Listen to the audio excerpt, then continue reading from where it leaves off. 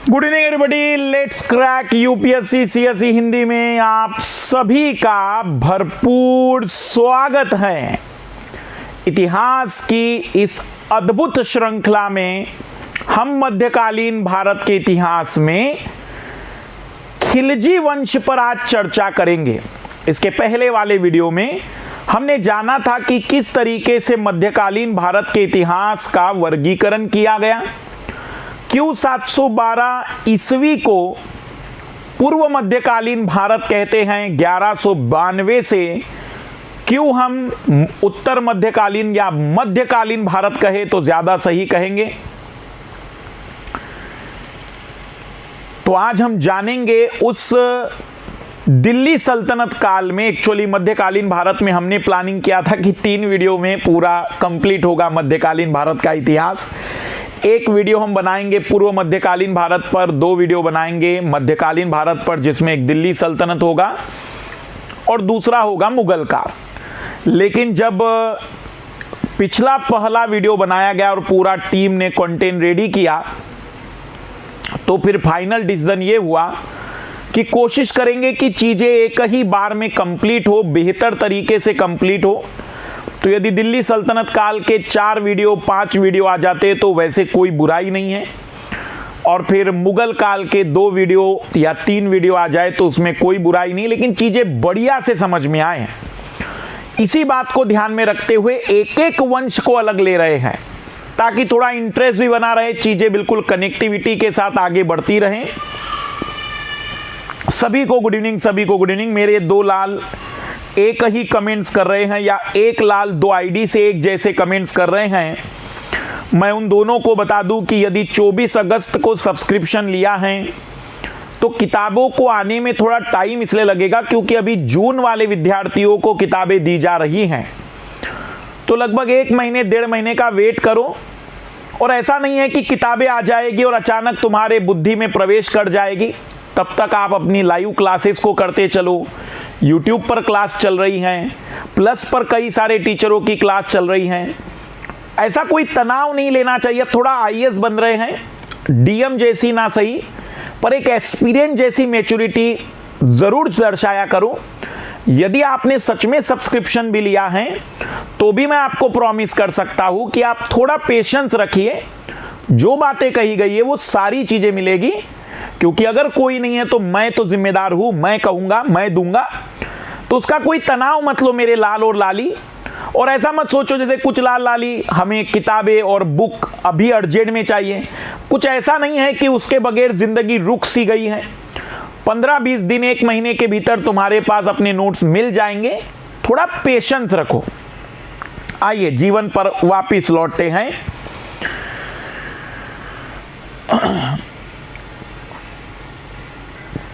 अगर हम बात करें इतिहास में तो भारत का इतिहास बहुत ही सिंपल वे में हमने प्रस्तुत करने का आप लोगों से जो वादा किया है उसी सीरीज में अब ये दूसरा वीडियो है। मेरी पूरी कोशिश होगी कि 30 सितंबर तक आर्ट एंड कल्चर कंप्लीट हो जाए और एटलीस्ट एंशिएंट हिस्ट्री में जैन धर्म कंप्लीट उधर हो जाए और मिडवल हिस्ट्री में सल्तनत काल भी कंप्लीट हो गया तो हमने बहुत बेहतर तरीके से अपना लक्ष्य अचीव कर लिया, हम ये मान लेंगे। आइए शुरुआत करते हैं आज के कक्षा की। मैं डाउट सेशन लेने वाला हूं। कर्मा वॉरियर या जितने भी लाल लालियों के डाउट हैं मैं जल्द ही डाउट सेशन लूंगा।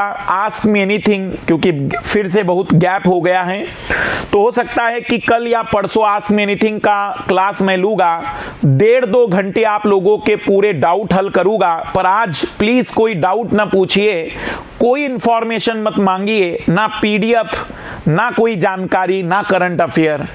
केवल आप मेरी कक्षा को सुनने का आनंद लीजिए। 1.5 घंटे आपकी जिंदगी के मांग रहा हूं, लेकिन यकीन मानना आपको मध्यकालीन भारत के खिलजी वंश का इतिहास इस 1.5 घंटे में मस्तिष्क में प्रवेश करा के जाऊंगा। शुभारंभ करते हैं आज की कक्षा का। एग्जाम रस एक्सक्लूसिव चैनल है जिस पर कदम कदम बढ़ाए जा और आरंभ है प्रचंड की सीरीज को आप कंप्लीट कर सकते हैं।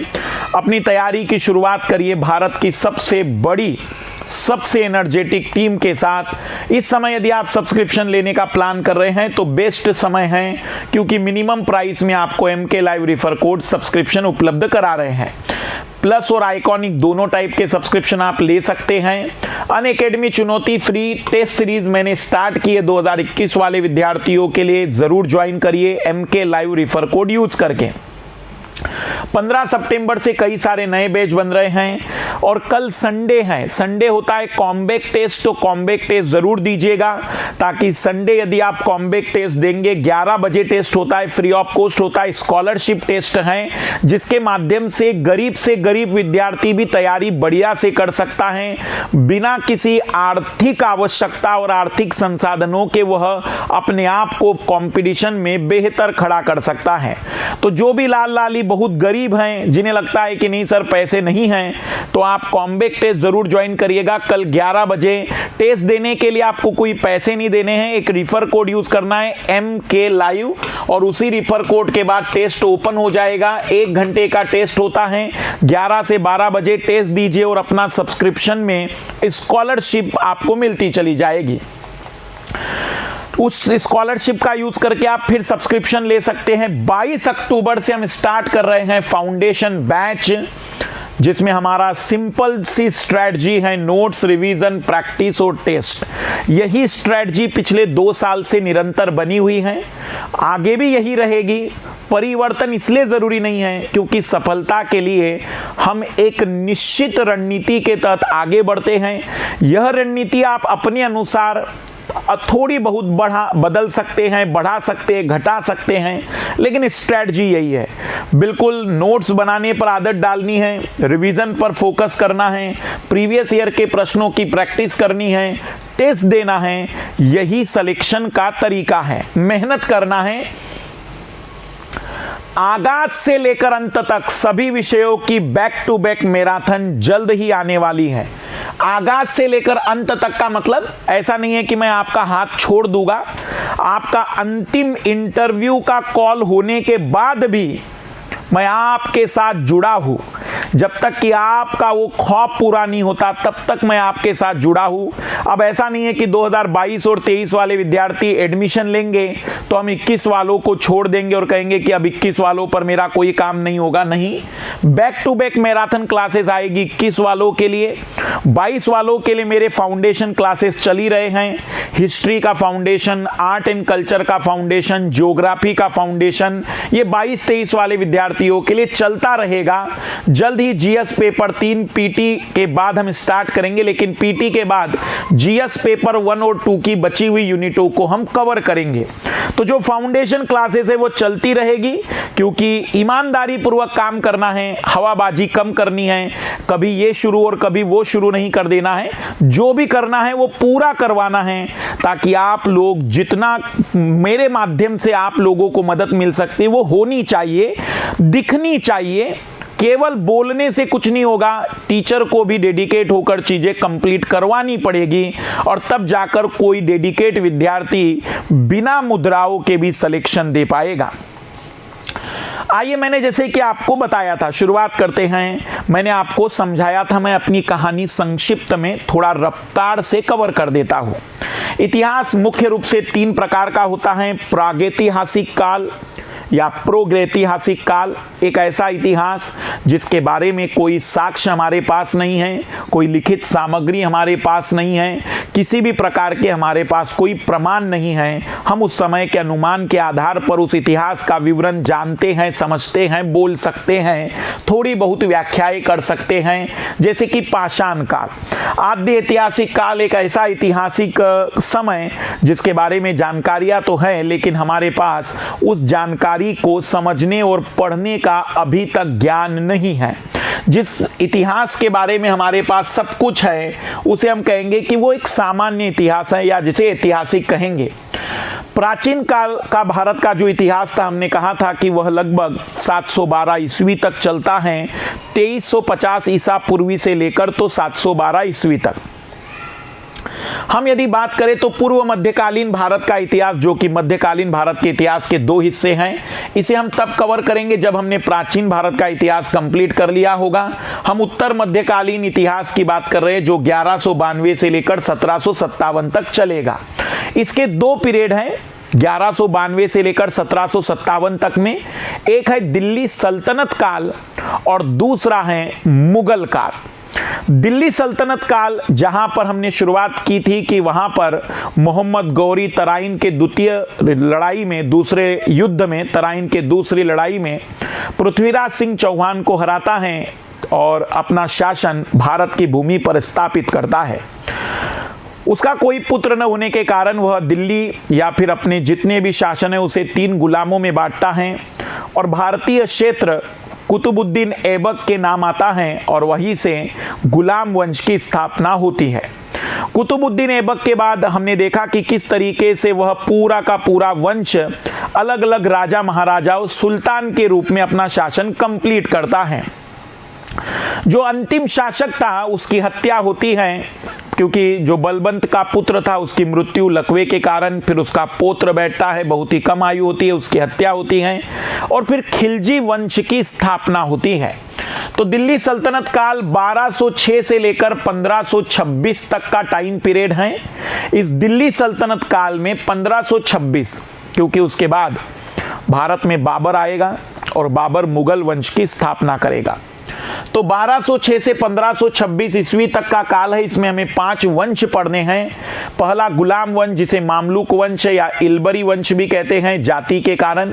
मामलुक और गुलाम दोनों शब्द गुलाम ही कहलाते हैं। 1290 आखिरी टाइम था। फिर खिलजी वंश 1290 से 1320, लगभग 30 वर्ष का ही इतिहास है ये। 30 वर्ष का इतिहास, लेकिन कुछ ऐतिहासिक ऐसी घटनाएं हैं जिस पर ध्यान न देना इतिहास के साथ नाइंसाफी कहलाएगी। इसी कारण से खिलजी वंश की कुछ ऐसी बातें जो सच में इतिहास में एक नए दौर का निर्माण करती हैं, उन बातों पर भी हमें गौर करना पड़ेगा। आइए आगे देखते हैं। खिलजी वंश की बात यदि हम करें तो एक एक वंश के संस्थापक, जैसे गुलाम वंश कुतुबुद्दीन ऐबक के द्वारा स्थापित किया गया। खिलजी वंश की स्थापना जलालुद्दीन खिलजी के द्वारा की गई। फिर तुगलक वंश गयासुद्दीन तुगलक के द्वारा। आज हम यहाँ से शुरू करेंगे और यहाँ पर मतलब एक शुरुआत खत्म कर देंगे कि तुगलक आएंगे। फिर सैयद वंश आएगा जिसकी स्थापना खिज्र खान ने की थी। फिर लोदी वंश आएगा बहलोल लोदी के द्वारा स्थापित। अब हम बात कर देते हैं एक बार गुलाम वंश की। तो गुलाम वंश में कुतुबुद्दीन ऐबक के बाद आता है इल्तुतमिश, उनका गुलाम, फिर उसकी पुत्री रजिया सुल्तान, मुइजुद्दीन बहराम शाह उसका पुत्र, अलाउद्दीन मसूद शाह, नसीरुद्दीन महमूद, गयासुद्दीन बलबन, तुर्क चहलगामी का सबसे शक्तिशाली हम कह सकते हैं सरदार, शमशुद्दीन क्यूमर्श एक अंतिम शासक के रूप में हम कह सकते हैं कि रहते हैं, बहुत ही कम आयु हैं। हत्याओं का दौर चलते ही रहता है शासन में। बहुत ही कम ऐसे जगह मिलेगी जहां पर सुल्तान की हत्या न हुई हो। अब हम बात करने जा रहे हैं खिलजी वंश की, जो 1290 से 1320 की है। आइए, हमारी टीम ने एक छोटा सा मैसेज आप लोगों के लिए फिर भेजा है। वैसे क्लास फ्राइडे होने वाली थी, लेकिन फ्राइडे मेरे कारण नहीं हो पाई क्योंकि अब मैं घर पर हूँ। तो आप जानते हैं कि महाराष्ट्र में गणेश उत्सव की काफ़ी धूम होती है, घर घर गणेश जी की स्थापना होती है। तो परिणाम स्वरूप उस दिन पूरी तरह से परिवार के साथ रहना अनिवार्य है। क्या होता है कि कुछ पारिवारिक जिम्मेदारियां हैं, उन्हें भी निर्वाह करना है क्योंकि समाज का हिस्सा हूँ मैं। उस कारण से कक्षाएं नहीं हो पाई थी। फिर सैटरडे का जो दिन है तो मैंने कहा कि आज 7:30 बजे हम ले लेते हैं। मध्यकालीन भारत के इतिहास के संबंध में एमके लाइव कंटेंट टीम का उद्देश्य आपको इस प्रकार के कंटेंट करवाना है जिससे आप घटित होने वाली सभी घटनाओं और तथ्यों के पीछे के वास्तविक कारणों को जान सके। अर्थात क्या, ये तो फैक्ट हुआ क्या, लेकिन उसके साथ साथ क्यों और कैसे पर अधिक बल दिया गया है।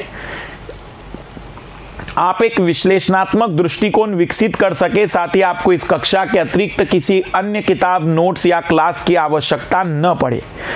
वीडियो के नीचे कमेंट करके अपनी प्रतिक्रिया अवश्य दें। Content team MK live.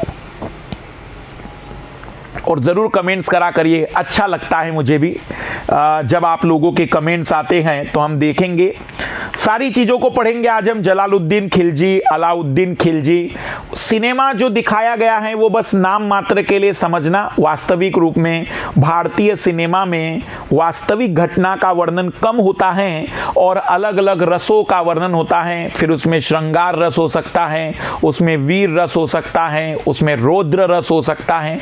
तो हमारे हिंदी सिनेमा जगत के जो डायरेक्टर हैं, जो दिग्दर्शक हैं, वास्तविक रूप में उनका उद्देश्य कहानी और सत्यता बताने के स्थान पर अधिक आनंद दिखाना होता है, क्योंकि वो कोशिश करते हैं कि इस पूरे दौर में सत्य कहीं और चला जाए चलेगा, लेकिन जो हीरो है उसकी बाहुबल दिखना चाहिए।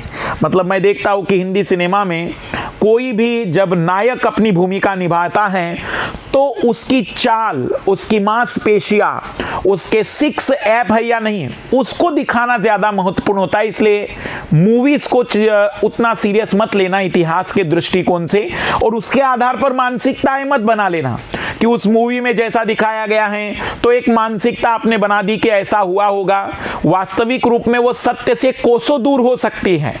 इसी कारण से जो लाल लाली मुझे फॉलो करते, इतनी परिपक्वता रखना कि केवल मूवी के आधार पर अपनी धारणाओं का निर्माण मत करना, क्योंकि कहीं गधे किस्म के लोग भी इस पृथ्वी पर रहते हैं जो सत्य दिखाने की जगह पर अलौकिक वर्णन में ज्यादा विश्वास करते हैं। हम सत्य की खोज में निकले हैं, आप कुछ जानेंगे, मैं कुछ जानूंगा और कुछ एक बेहतर सत्य हम निकालेंगे। तो पृष्ठभूमि से पहले महत्वपूर्ण चेतावनी, क्योंकि हम इतिहास पढ़ रहे हैं।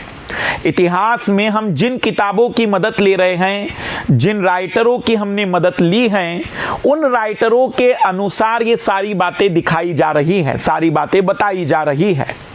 हो सकता है आप उसमें से कुछ और अलग जानते हो, तो यदि कुछ भी ऐसा लगता हो तो आप कमेंट्स करिएगा।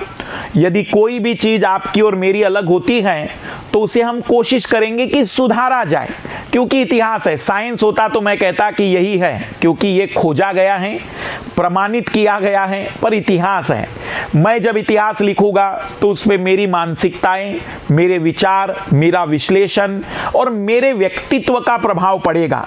जब कोई और इतिहास लिखेगा तो उसके व्यक्तित्व का प्रभाव उसके इतिहास पर दिखेगा। इतिहास लिखने वालों का सबसे बड़ा ड्रॉबैक कहिए या इतिहास पर सबसे बड़ा प्रभाव कहिए, इतिहासकार का पड़ता है। इसलिए जब मैं आपको कुछ बातें बता रहा हूं तो हो सकता है थोड़ा बहुत आगे पीछे 19-20 अगर हो भी जाए तो मैं उसके लिए क्षमा प्रार्थी हूं, लेकिन फिर भी कोशिश करिएगा कि कोई भी दिक्कत आए तो आप कमेंट जरूर कर दीजिएगा, ताकि मैं भी उस फैक्ट को, उस बात को मेरी टीम देखते चलेगी। आइए शुभारंभ करते हैं आज के इतिहास की कक्षा का। आप सभी लोगों का फिर से स्वागत है मेरी टाइम मशीन में। सभी लोग अपनी अपनी कुर्सी की पेटियां बांध लीजिए। आज हम आपको लेकर जाने वाले हैं 1290 के दौर में। हम जाएंगे, देखेंगे कि 1290 के दौर में दिल्ली, जहां पर अब शासन का वो केंद्र बिंदु बन चुका है और सुल्तानों की हत्याओं का केंद्र बन चुका है, अब एक नया शासक वहां आने जा रहा है और जलालुद्दीन खिलजी वहां पर अपना राज्य अभिषेक करवाएंगे। आइए सभी लोग इस टाइम मशीन में देखिए कि जलालुद्दीन खिलजी, जो कि धोखा देकर राजा बनता है, सुल्तान बनता है, उसके साथ भी धोखा होता है और करने वाले की ये धोखे की श्रेणी चलती जाती है। 30 साल का इतिहास आज मेरे साथ इस टाइम मशीन में आनंद लीजिएगा और देखते चलिएगा। जिस जगह की आज हम बातचीत करने जा रहे हैं वो दिल्ली, राजस्थान और कुछ दक्षिण भारत के इतिहास तक भी मैं आज लेकर जाऊंगा। हर चीज को देखने की कोशिश करेंगे। तो सभी लोग टाइम मशीन में बैठ चुके हैं। मैं थोड़ी पृष्ठभूमि आप लोगों को बता दूं ताकि वहां जगह पर पहुंचने से पहले आपके दिमाग में कहानी क्लियर हो। पिछले वीडियो में हमने पढ़ा कि 712 ईस्वी में मोहम्मद बिन कासिम के नेतृत्व में भारत में पहली अरब विजय होती है। इसके बाद महमूद गजनवी द्वारा भारत में लूटपाट के उद्देश्य से कई बार आक्रमण किया जाता है, लेकिन मोहम्मद गौरी द्वारा लूटपाट के साथ साम्राज्य विस्तार के उद्देश्य से भारत पर आक्रमण किया जाता है।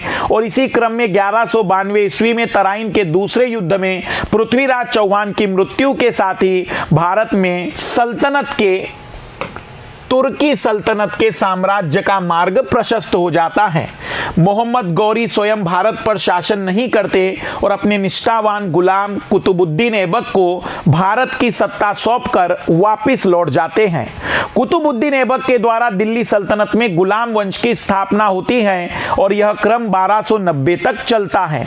1290 ईस्वी में गुलाम वंश के अंतिम शासक क्यूमर्श की मृत्यु के साथ ही गुलाम वंश का समापन हो जाता है तथा दिल्ली सल्तनत में एक नए वंश खिलजी, उसे खिलजी भी कहते हैं और खलजी भी कह सकते हैं, अथवा खलजी वंश का उदय होता है। एनसीईआरटी शब्द खलजी उपयोग करती है, लेकिन अधिकतर इतिहासकार उसे खिलजी कहते हैं।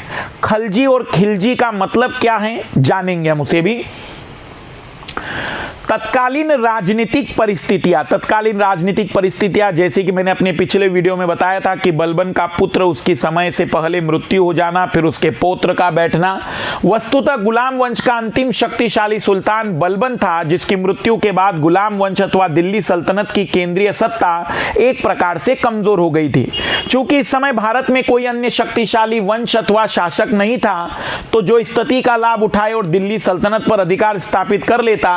अतः बाहरी आक्रमण के भय से दिल्ली तो पूरी तरह सुरक्षित थी, लेकिन बाहरी लोगों से ज्यादा डर सल्तनत काल में मुझे जो लगता है वो आंतरिक लोगों का ही है। बाहर के लोग तो कम तकलीफ देंगे सल्तनत काल में, लेकिन आंतरिक लोग बहुत तकलीफ देते हैं। किंतु आंतरिक विद्रोह, सत्ता प्राप्ति की लालसा, दरबार में प्रमुख सरदारों और अमीरों की गुटबंदी और कमजोर शासक इत्यादि ने गुलाम वंश के पतन की नींव डाल दी। दरअसल बलबन की मृत्यु के बाद 1287 ईस्वी में उसका पुत्र कैकुबाद दिल्ली की गद्दी पर बैठा, किंतु शीघ्र ही उसे लकवा हो गया। इसके बाद बलबन के पौत्र क्यूमर्श को दिल्ली का सुल्तान घोषित किया गया, जिसकी आयु 4 साल की थी। अब 4 साल का बच्चा, उसको खेलने दीजिए, उसको अपनी जिंदगी की बाल्य अवस्था का आनंद लेने दीजिए। उसके हाथ में तलवार और माथे पर मुकुट सजाकर आपको क्या मिलने वाला है। लेकिन जो है ना कि जिनको लगता है कि इतना बड़ा राजपाट कैसे त्याग दे, तो यहां पर हम कह सकते हैं कि 4 वर्ष के बच्चे को राजा बना दिया गया और क्यूमर्श द्वारा सल्तनत का प्रभावशाली संचालन करना असंभव था। प्रभावशाली छोड़ दीजिए, संचालन करना असंभव था। इस स्थिति ने खिलजी वंश के उदय का मार्ग प्रशस्त किया। अब खिलजी कैसे आए, इस कहानी को समझते हैं कि खिलजी अचानक तो पृथ्वी पर प्रकट नहीं हुए होंगे। एक्चुअली खिलजी भी इन्हीं के साथ बहुत बेहतर पदों पर रहने वाला एक तरीके का सेनापति था। वस्तुतः कैकुबाद जो बलबन का बेटा था, शासन काल में जलालुद्दीन फिरोज खिलजी को सेना के प्रतिष्ठित पद आरीजे मुमालिक, पिछले क्लास में भी शब्द आया था, ये पद पर बिठाया, जिससे दरबार के अन्य तुर्क सरदार असंतुष्ट थे। देखो, कैकुबाद को खिलजी बहुत पसंद था और उसका कारण था उसकी निष्ठा, उसका कारण था उसके अंदर का, हम कह सकते हैं एक तरीके से कह सकते हैं साहस। पर ये शुद्ध तुर्क नहीं था, जैसे उस जमाने में भी लोग सोचते थे, जैसे आज नहीं सोचते हैं कि मुझे अपने खानदान का चिराग चाहिए। तो चिराग वाली जो बात नहीं होती है, शुद्धता, जिसमें लोग कहते हैं कि हमारा खून, हमारा शुद्ध खून, तो वैसे ही तुर्क लोग ये कहते थे कि भाई ये शुद्ध तुर्की नहीं है, ये शुद्ध रूप से तुर्की नहीं है, तो इसको इतना बड़ा पद देने की जरूरत नहीं। बड़े पद केवल और केवल शुद्ध तुर्की वाले खून वाले लोगों को ही मिलना चाहिए, क्योंकि जलालुद्दीन खिलजी को मिश्रित तुर्क समझा जाता था और यह एक कुलीन वर्ग से नहीं आता था। कैकुबात को लकवा होने के बाद जब नाबालिग क्यूमर्स को दिल्ली की गद्दी पर बिठाया, जो सत्ता प्राप्ति की लालसा से प्रेरित दो गुट विकसित हो गए। तो उसी समय जब क्यूमर्स राजगद्दी पर बैठा तो फिर से जो भी शक्तिशाली सरदार थे उनके दो गुट बन गए थे। एक गुट का प्रतिनिधित्व स्वयं जलालुद्दीन फिरोज खिलजी कर रहा था, जबकि दूसरे गुट के प्रमुख थे एतमुर सुरखा, जो कि अमीर तुर्क सरदार था। तो ज्यादा अमीर भी था और तुर्की सरदार था। दोनों गुटों में कूटनीतिक संघर्ष हुआ, जिसमें अंततः जलालुद्दीन फिरोज खिलजी की विजय हुई। दरअसल जलालुद्दीन खिलजी बलबन के समय से ही, बलबन के जमाने से ही, बलबन जो कि सबसे शक्तिशाली शासक माना जाता है गुलाम वंश का, दिल्ली दरबार में अपनी योग्यता के बल पर प्रमुख सैनिक स्थिति प्राप्त कर ली थी। जब कैकुबात को लकवा हुआ तो उसने जलालुद्दीन खिलजी पर अधिक विश्वास किया, क्योंकि वह दरबार की आंतरिक विद्रोह की परिस्थितियों को जानता था। तो कैकुबात का बहुत ही भरोसेमंद व्यक्ति था जलालुद्दीन खिलजी, और बलबन के दौर से ही वो सैनिक के काफी अच्छे पदों पर बैठ चुका था। उसे काफी लंबा अनुभव था, वो समझ चुका था कि किस तरीके से शासन व्यवस्था चलती है। कैकुबात का बड़ा विश्वास। अंततः अनुकूल परिस्थितियां प्राप्त होते हुए जलालुद्दीन खिलजी ने क्यूमर्स को दिल्ली की सल्तनत की गद्दी से हटाकर स्वयं को दिल्ली का अगला सुल्तान घोषित कर दिया, और इस प्रकार गुलाम वंश की समाप्ति हुई और एक नए राजवंश खिलजी वंश की स्थापना हुई। गुलाम वंश की स्थापना तथा खिलजी वंश की स्थापना के इस घटनाक्रम को खिलजी क्रांति के नाम से जाना जाता है।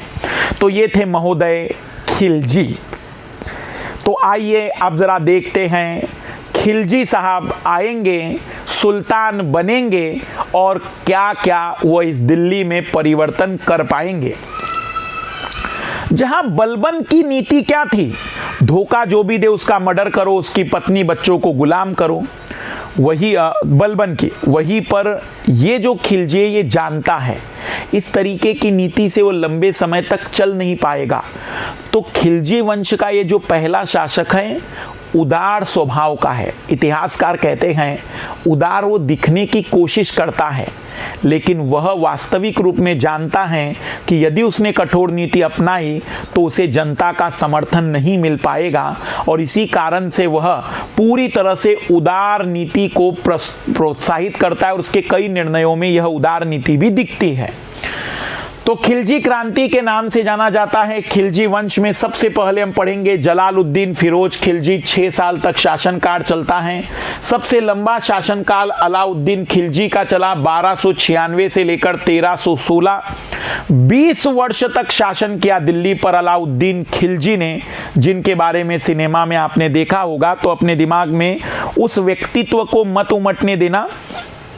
फिर आते हैं शिहाबुद्दीन खिलजी, जो केवल 1316 कुछ दिनों के लिए, कुछ महीनों के लिए रहते हैं। फिर कुतुबुद्दीन मुबारक खिलजी, जो 4 साल के लिए वास्तविक रूप में खिलजी राजवंश यहाँ पर समाप्त हो जाता है, और नासिरुद्दीन खुसरो शाह जैसा एक व्यक्ति सुल्तान बनता है।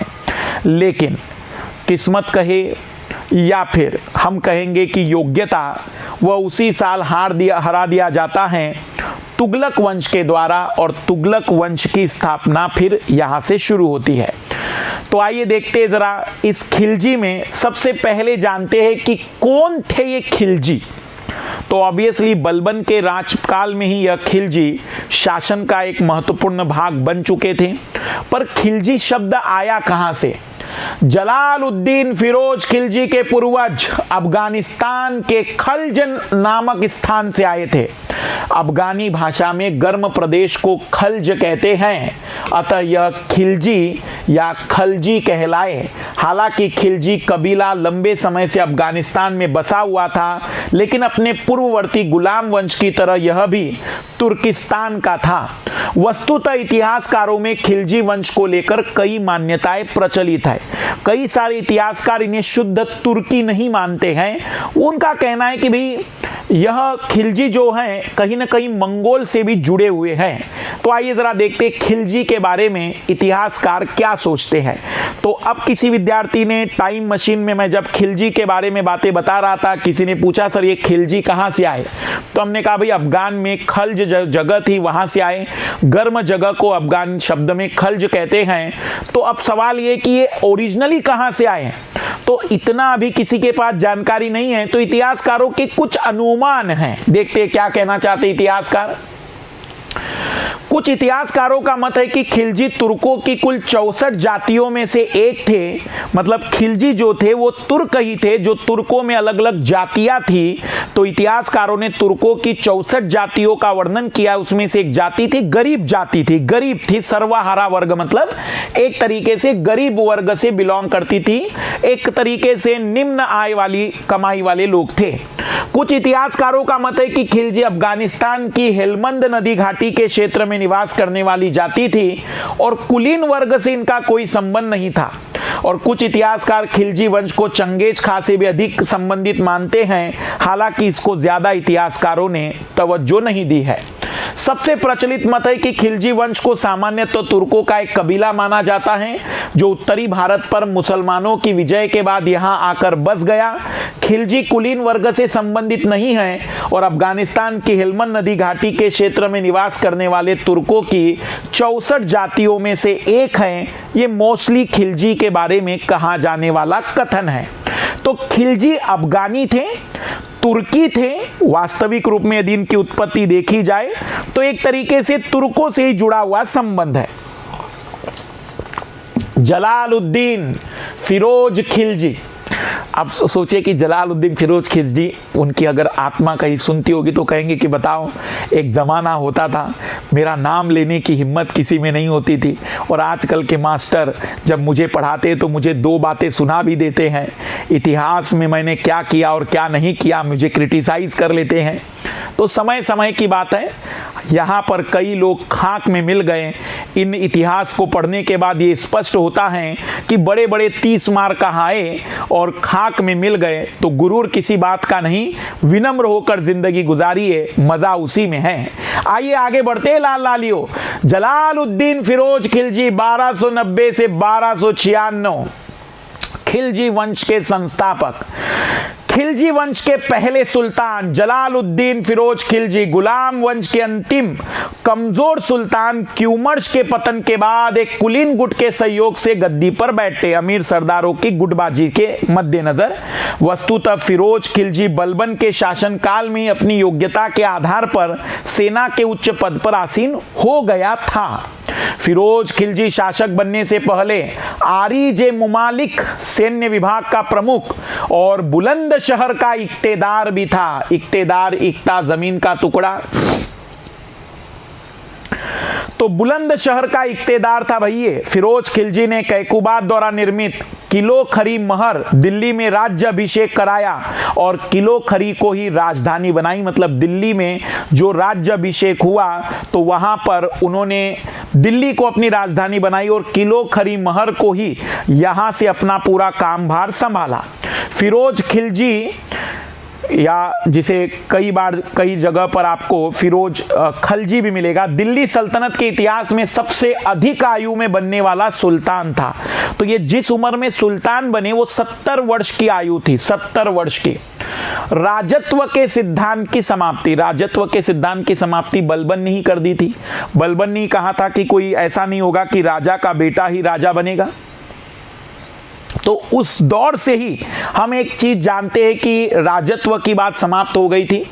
फिरोज खिलजी विशुद्ध रूप से कुलीन वर्ग से नहीं आता था। इस कारण कैकुबाद के शासनकाल में जब फिरोज खिलजी को आरिज मुमालिक का पद प्रदान हुआ तो दरबार के कई तुर्क सरदार इससे असंतुष्ट हो गए और इसी कारण सुल्तान बनते ही फिरोज खिलजी ने बलबन द्वारा प्रतिपादित राजत्व के सिद्धांत को समाप्त कर दिया।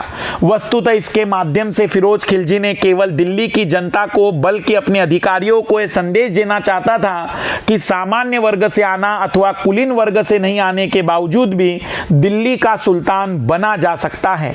राजत्व के सिद्धांत की समाप्ति का एक स्वाभाविक परिणाम दिल्ली सल्तनत के शासनकाल में जन सहभागिता अथवा जनता की इच्छा से शासन करने की मान्यता भी प्राप्त हुई। मतलब खिलजी अप्रत्यक्ष रूप से यह कहना चाहता है कि जनता जिसके साथ होगी सुल्तान वही बनेगा।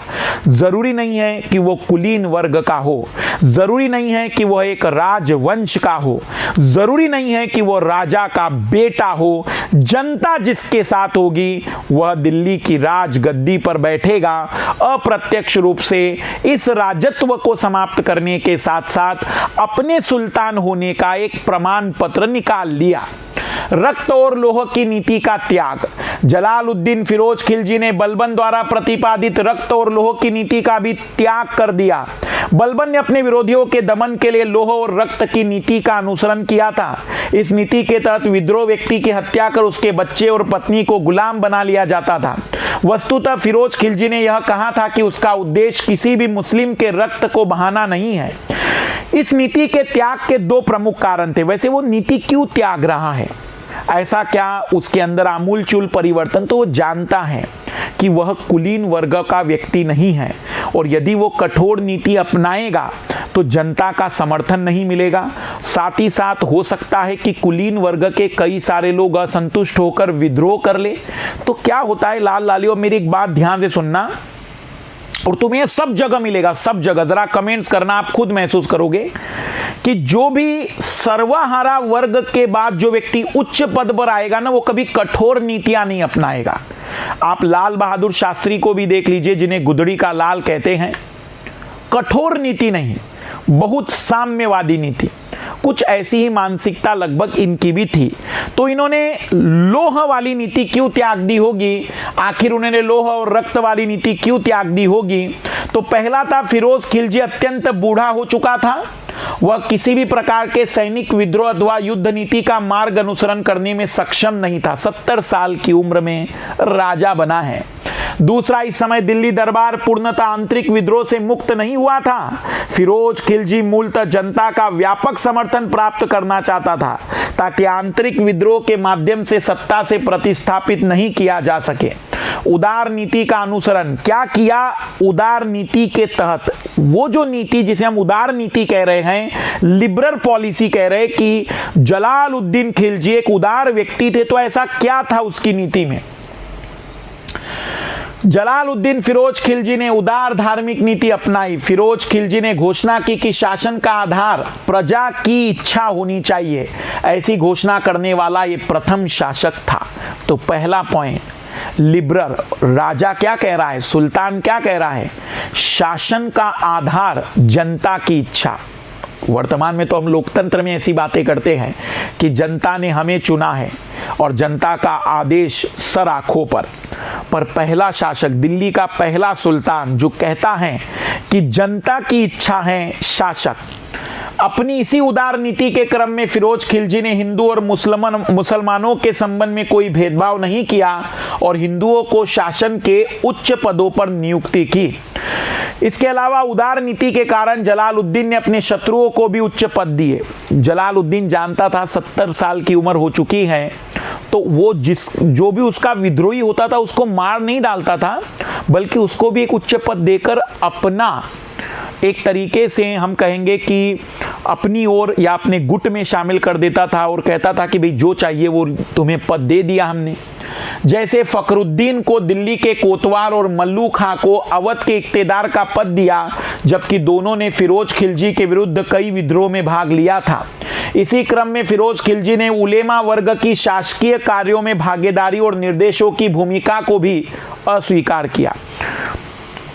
उलेमा मतलब जैसे कि हिंदू में ब्राह्मण थे, वैसे ही मुस्लिमों में उलेमा होते थे। तो आप लोगों ने कई बार देखा होगा, मूवीज़ में भी आपको दिखाया जाता है। वैसे मैंने आपको कहा कि उसको इस तरीके से मत देखना कि वही सत्य है।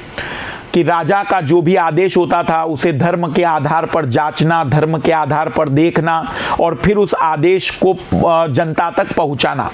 तो उलेमाओं को इन्होंने भी रुकवाया। उन्होंने कहा कि भाई आप शासन कार्य में बीच में हस्तक्षेप नहीं करिए, धर्म का मामला आप अपना देखते चलिए, पर शासन में क्या निर्णय लेना है और जनता के लिए क्या करना है ये हम तय करेंगे। तो इसी क्रम में फिरोज खिलजी ने उलेमा वर्ग की शासकीय कार्य में भागीदारी निर्देशों की भूमिका को भी अस्वीकार कर लिया। अमीर खुसरो की पुस्तक मिमताह उल फतह के अनुसार जलालुद्दीन खिलजी कहता है कि अनेक हिंदू ढोल नगाड़े बजाते हुए मेरे महल के पास से गुजरते हैं और मूर्ति विसर्जन करते हैं। इससे स्पष्ट होता है कि जलालुद्दीन खिलजी ने धार्मिक सहिष्णुता का नीति का अनुसरण किया और इस प्रकार की नीति का अनुसरण करने वाला दिल्ली सल्तनत का पहला शासक था जलालुद्दीन खिलजी। वस्तुतः इन सभी नीतियों के अनुसरण का प्रमुख उद्देश्य अपनी सत्ता को बनाए रखना, ताकि जन समर्थन के साथ ही विद्रोहियों को भी अपने पक्ष में किया जा सके या कम से कम आंतरिक गुटबाजी को नियंत्रित किया जा सके। 70 साल के बुजुर्ग से हम और क्या उम्मीद कर सकते हैं। यही 16 और 18, 20, 22 साल की उम्र में बन गया होता तो यह भी कोई कम मतलब कंट्रोल वाला व्यक्ति थोड़ी था। फिर यह भी बहुत सारी चीजें कर सकता था, लेकिन उम्र के साथ, अनुभव के साथ अब शरीर एक तरीके से जवाब दे चुका था, लेकिन शासन भी करना था, मन के अंदर लालसाएं थी।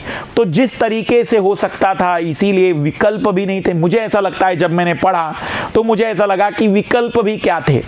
अगर वो ज्यादा कठोर नीति अपनाते तो शायद 6 साल भी नहीं, 1.5-2 साल में निपटा दिए जाते, पर 6 साल तक चले। 70 साल की उम्र में सुल्तान बनने के बावजूद बड़ी बात है। तो शायद मुझे लगता है कि ये एक बड़ा कारण भी हो सकता है। लेकिन कुछ जगह पर ऐसा लगता है कि धार्मिक सहिष्णुता का भी अपवाद मिला। जैसे जलालुद्दीन फिरोज खिलजी धार्मिक सहिष्णु व्यक्ति तो थे, लेकिन 1291-92 में सुल्तान ने ईरानी संत सिद्दी मौला को सुल्तान की आलोचना करने पर मृत्यु दंड दे दिया। सोचिए, मैं इस कहानी को थोड़ा अलग दिखाना चाह रहा हूं, मेरी बात समझना। आज के दौर में मतलब अगर हम मोदी जी को क्रिटिसाइज करें और मोदी जी सीधा मृत्युदंड का आदेश दे, तो सोचिए कि हम क्या सोचेंगे कि बताओ ये कोई भारत में लोकतंत्र है।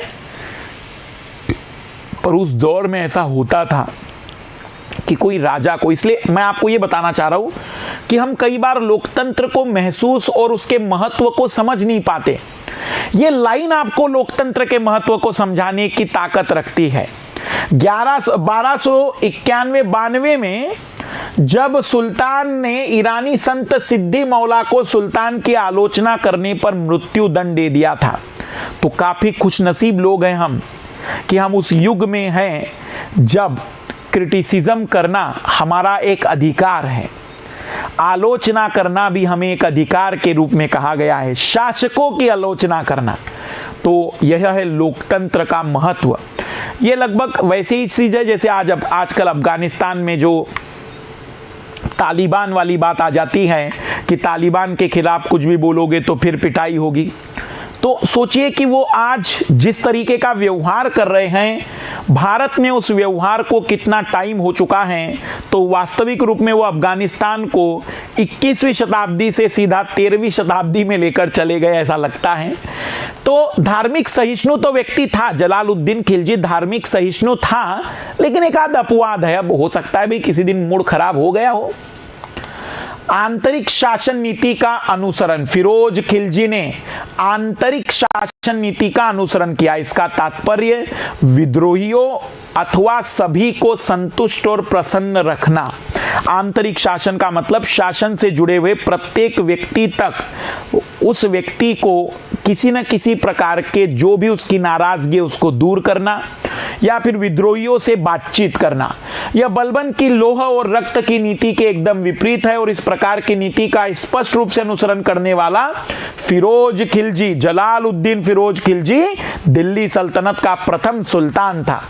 समग्र विश्लेषण करने पर स्पष्ट होता है कि फिरोज खिलजी ने मुसलमानों के साथ ही गैर मुस्लिमों को भी संतुष्ट करने की नीति पर बल दिया।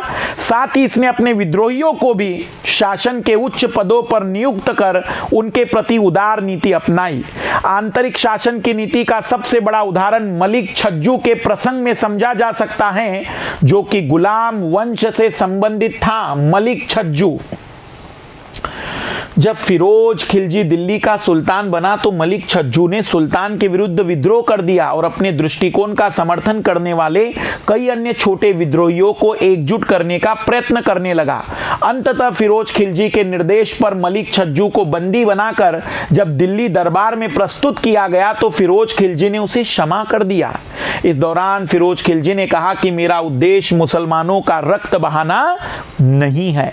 तो इस पूरे शासन काल में हमें उदारवाद बहुत स्पष्ट रूप से दिखेगा, धार्मिक सहिष्णुता दिखाई देगी।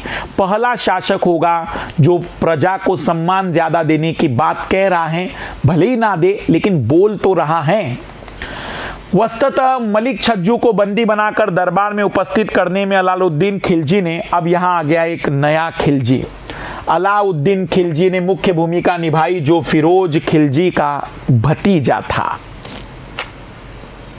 अब यहां समझना है, अलाउद्दीन खिलजी ने इस विद्रोही को पकड़ने में काफी ज्यादा बड़ी भूमिका निभाई, इसलिए जलालुद्दीन खिलजी का चहेता बन गया अलाउद्दीन खिलजी। यहां पर प्रकट हुए अलाउद्दीन खिलजी। अतः फिरोज खिलजी ने अपनी पुत्री का विवाह अलाउद्दीन खिलजी से कर दिया और उसे मनिकपुर उत्तर प्रदेश का सूबेदार घोषित कर दिया। तो एक तरफ भतीजा भी और अब दामाद भी, भतीजा भी दामाद भी और मनिकपुर उत्तर प्रदेश का सूबेदार भी डिक्लेयर कर दिया गया। जलालुद्दीन खिलजी का रणथंबोर अभियान, जाइन युद्ध या रणथंबोर का एक दुर्ग है। आइए थोड़ी सी एक युद्ध वाली बातचीत है, ज्यादा बड़ी कोई मतलब हम कहेंगे कि युद्ध नीति नहीं है इनके शासनकाल में। 1291 में फिरोज खिलजी ने रणथंबोर पर आक्रमण किया, क्योंकि फिरोज खिलजी को आशंका थी कि रणथंबोर के तहत राजपूत शासकों के द्वारा दिल्ली सल्तनत के विरुद्ध गुटबंदी की जा रही है। इस समय रणथंबोर के शासक राणा हम्मीर देव चौहान थे। हालांकि फिरोज खिलजी रणथंबोर को जीत नहीं पाता, रणथंबोर में जाता जरूर है, जीत नहीं पाता। तो अपने सैनिकों का मनोबल बढ़ाने के लिए कहता है कि मैंने उसको ऐसे ही छोड़ दिया, रणथंबोर जीतकर हम करेंगे क्या? दिल्ली सल्तनत हमारे पास इतना शक्तिशाली केंद्र पड़ा हुआ है, रेगिस्तान की जमीन पर अपना शासन स्थापित करके करेंगे क्या? और रणथंबोर की जो जगह है किसी भी सल्तनत के एक मुस्लिम के रक्त के बराबर की भी उसकी वैल्यू नहीं है। मतलब हार के बाद भी हार न मानना और एक तरीके से अपने सैनिकों का मनोबल, क्योंकि वैसे भी बुजुर्ग आदमी हैं, क्या कहेगा, हार के बाद एक तरीके से जवाब दिया। किंतु इसके बावजूद जलालुद्दीन फिरोज खिलजी कहता है कि वह मुस्लिम सैनिकों के रक्त की कीमत पर इस किले को जीतना नहीं चाहता और इस किले का महत्व एक मुस्लिम सैनिक के बराबर भी नहीं है। संभवतः इस प्रकार का कथन फिरोज खिलजी द्वारा अपनी पराजय को छिपाने और अपने सैनिकों में उत्साह बढ़ाने के उद्देश्य से कहा गया था। हालांकि इस घटना से असंतुष्ट होकर फिरोज खिलजी ने कई हिंदू मंदिरों को नष्ट किया। कुछ इतिहासकारों का मत है कि मात्र धन और सोना लूटने के उद्देश्य से फिरोज खिलजी ने हिंदू मंदिरों पर आक्रमण किया था, किंतु इससे फिरोज खिलजी की धार्मिक उदारवादिता की नीति भी संकुचित हुई। मतलब अभी तक इतिहासकार इसे धार्मिक सहिष्णु मानते थे, लेकिन इस रणथंबोर के बाद जो उसका नेचर था उसमें थोड़ा इतिहासकारों को संशय हुआ कि सच में ये वास्तविक रूप में सहिष्णु है कि दिखावा करता है। क्योंकि दिखावा कर रहा है, अन्यथा अगर ऐसा नहीं होता, धार्मिक सहिष्णु होता तो ऐसी हरकतें नहीं करता।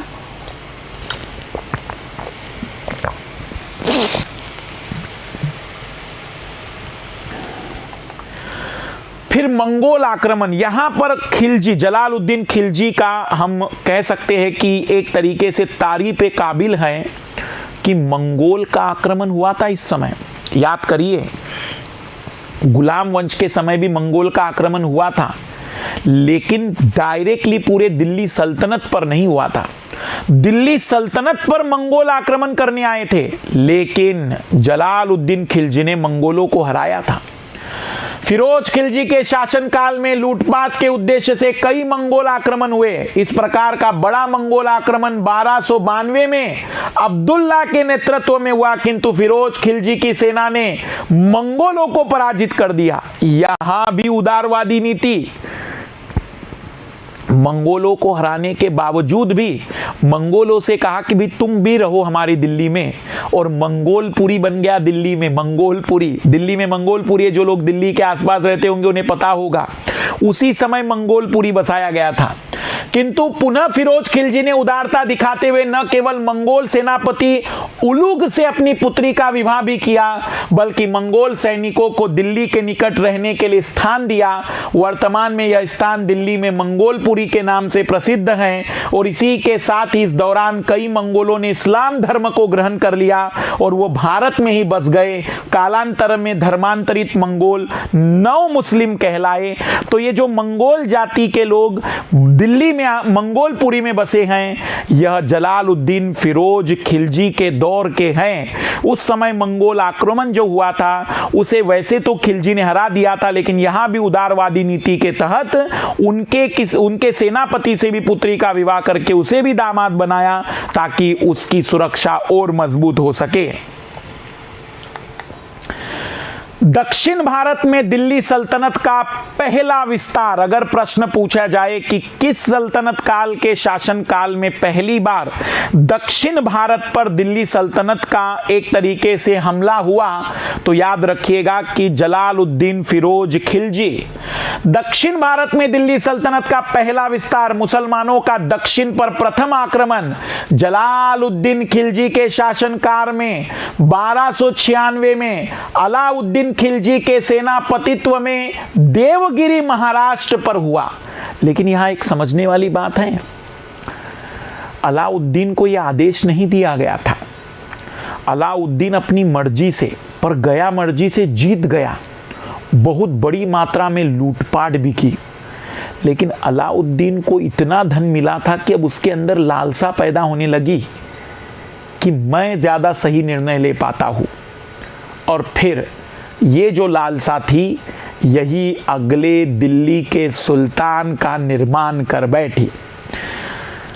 अलाउद्दीन खिलजी ने सुल्तान की अनुमति के बिना ही देवगिरी के शासक रामचंद्र देव पर आक्रमण कर उसे पराजित कर दिया, और इस प्रकार दक्षिण भारत पर आक्रमण करने वाला प्रथम मुस्लिम सेनापति अलाउद्दीन खिलजी बना।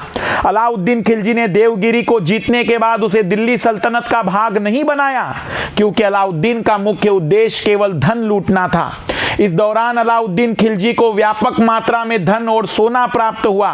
इसे अलाउद्दीन खिलजी की सुल्तान बनने की लालसा जागृत हुई। फिरोज खिलजी का अंत।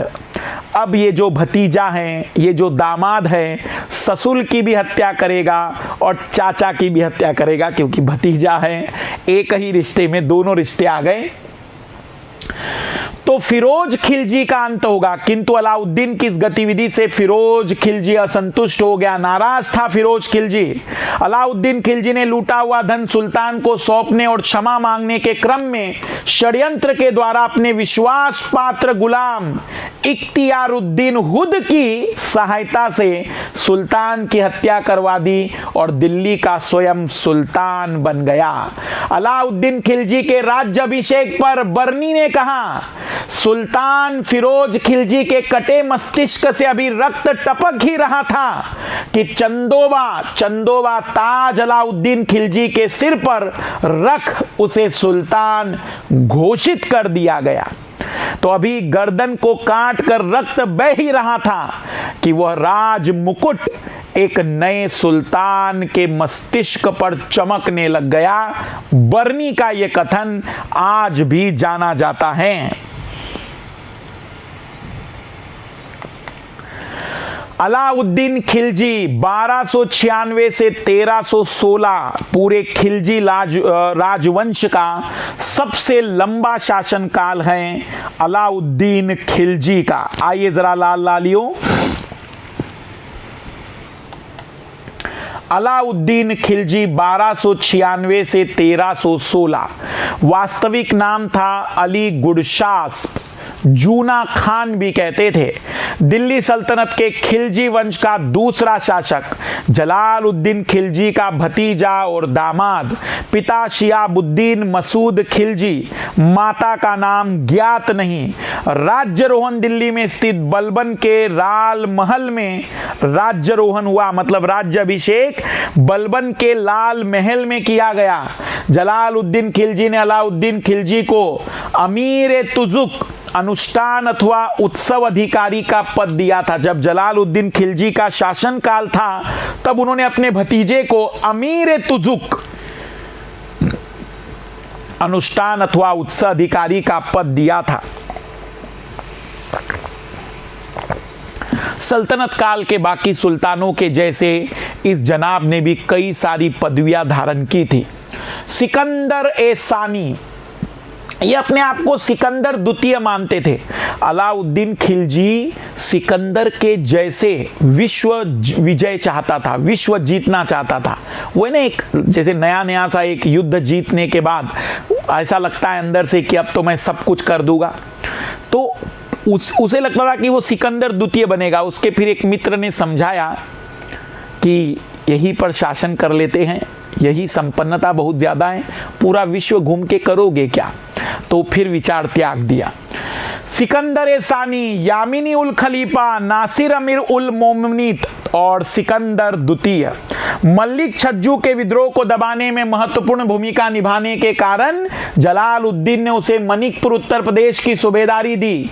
बरनी के अनुसार अलाउद्दीन खिलजी की हत्या मलिक काफूर ने की थी। अन्य इतिहासकार के अनुसार एक दीर्घकालिक बीमारी के कारण अलाउद्दीन खिलजी की मृत्यु हो गई थी। अब समझना, जब जलालुद्दीन खिलजी की हत्या हुई, फिर 20 साल तक इस जनाब ने शासन किया, तो इतिहासकार कहते कि अलाउद्दीन खिलजी कैसे मरा, तो कुछ कहते कि इसका जो सबसे बड़ा विश्वास पात्र था, इसका भी हत्या की गई थी। पर कई इतिहासकार कहते कि नहीं, इसकी सामान्य मौत हुई थी, लंबी बीमारी के बाद मौत हुई थी। अलाउद्दीन का मकबरा कुतुब मीनार के परिसर में स्थित है। कठोर शासन व्यवस्था का अनुसरण, आ गया कठोर शासन व्यवस्था। कम आयु में बना है ना, कम उम्र में बना है, और कम उम्र में जब बना होता है तो एक डर भी होता है कि भाई, या एक शक्ति होती है कि मैं दिखाऊं शासन कैसे चलाया जाता है। जहां जलालुद्दीन फिरोज खिलजी 70 वर्ष की आयु में ही सबसे अधिक आयु में सुल्तान बना था और विद्रोही पहले से ही ज्यादा थे, उदारवादी नीति अपनाता है, वही अलाउद्दीन खिलजी कठोर नीति अपनाता है।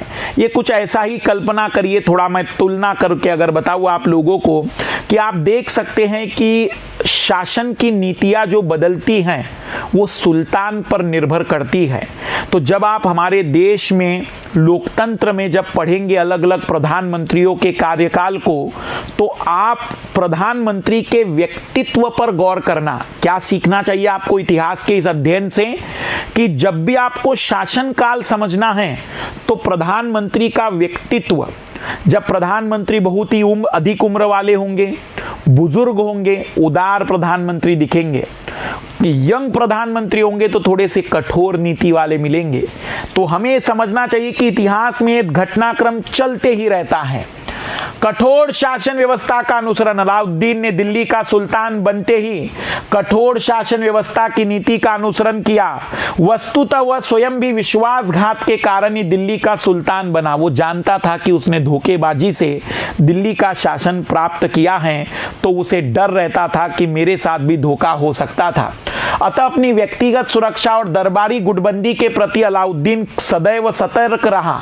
इसी कारण वह अपने कुछ ही विश्वास पात्रों पर विश्वास करता था, जिसमें मोहम्मद सलीम, इख्तियारुद्दीन हुद जिसने की जलालुद्दीन फिरोज खिलजी की हत्या की थी, और मलिक काफूर। इसके 3 लोग काफी ज्यादा विश्वासु पात्र के रूप में थे। कई इतिहासकार कहते हैं कि काफूर ने ही मारा, फिर उसको बाद में मलिक काफूर ने ही उसकी हत्या की। कई इतिहासकार कहते हैं कि नहीं, नॉर्मल मौत हुई।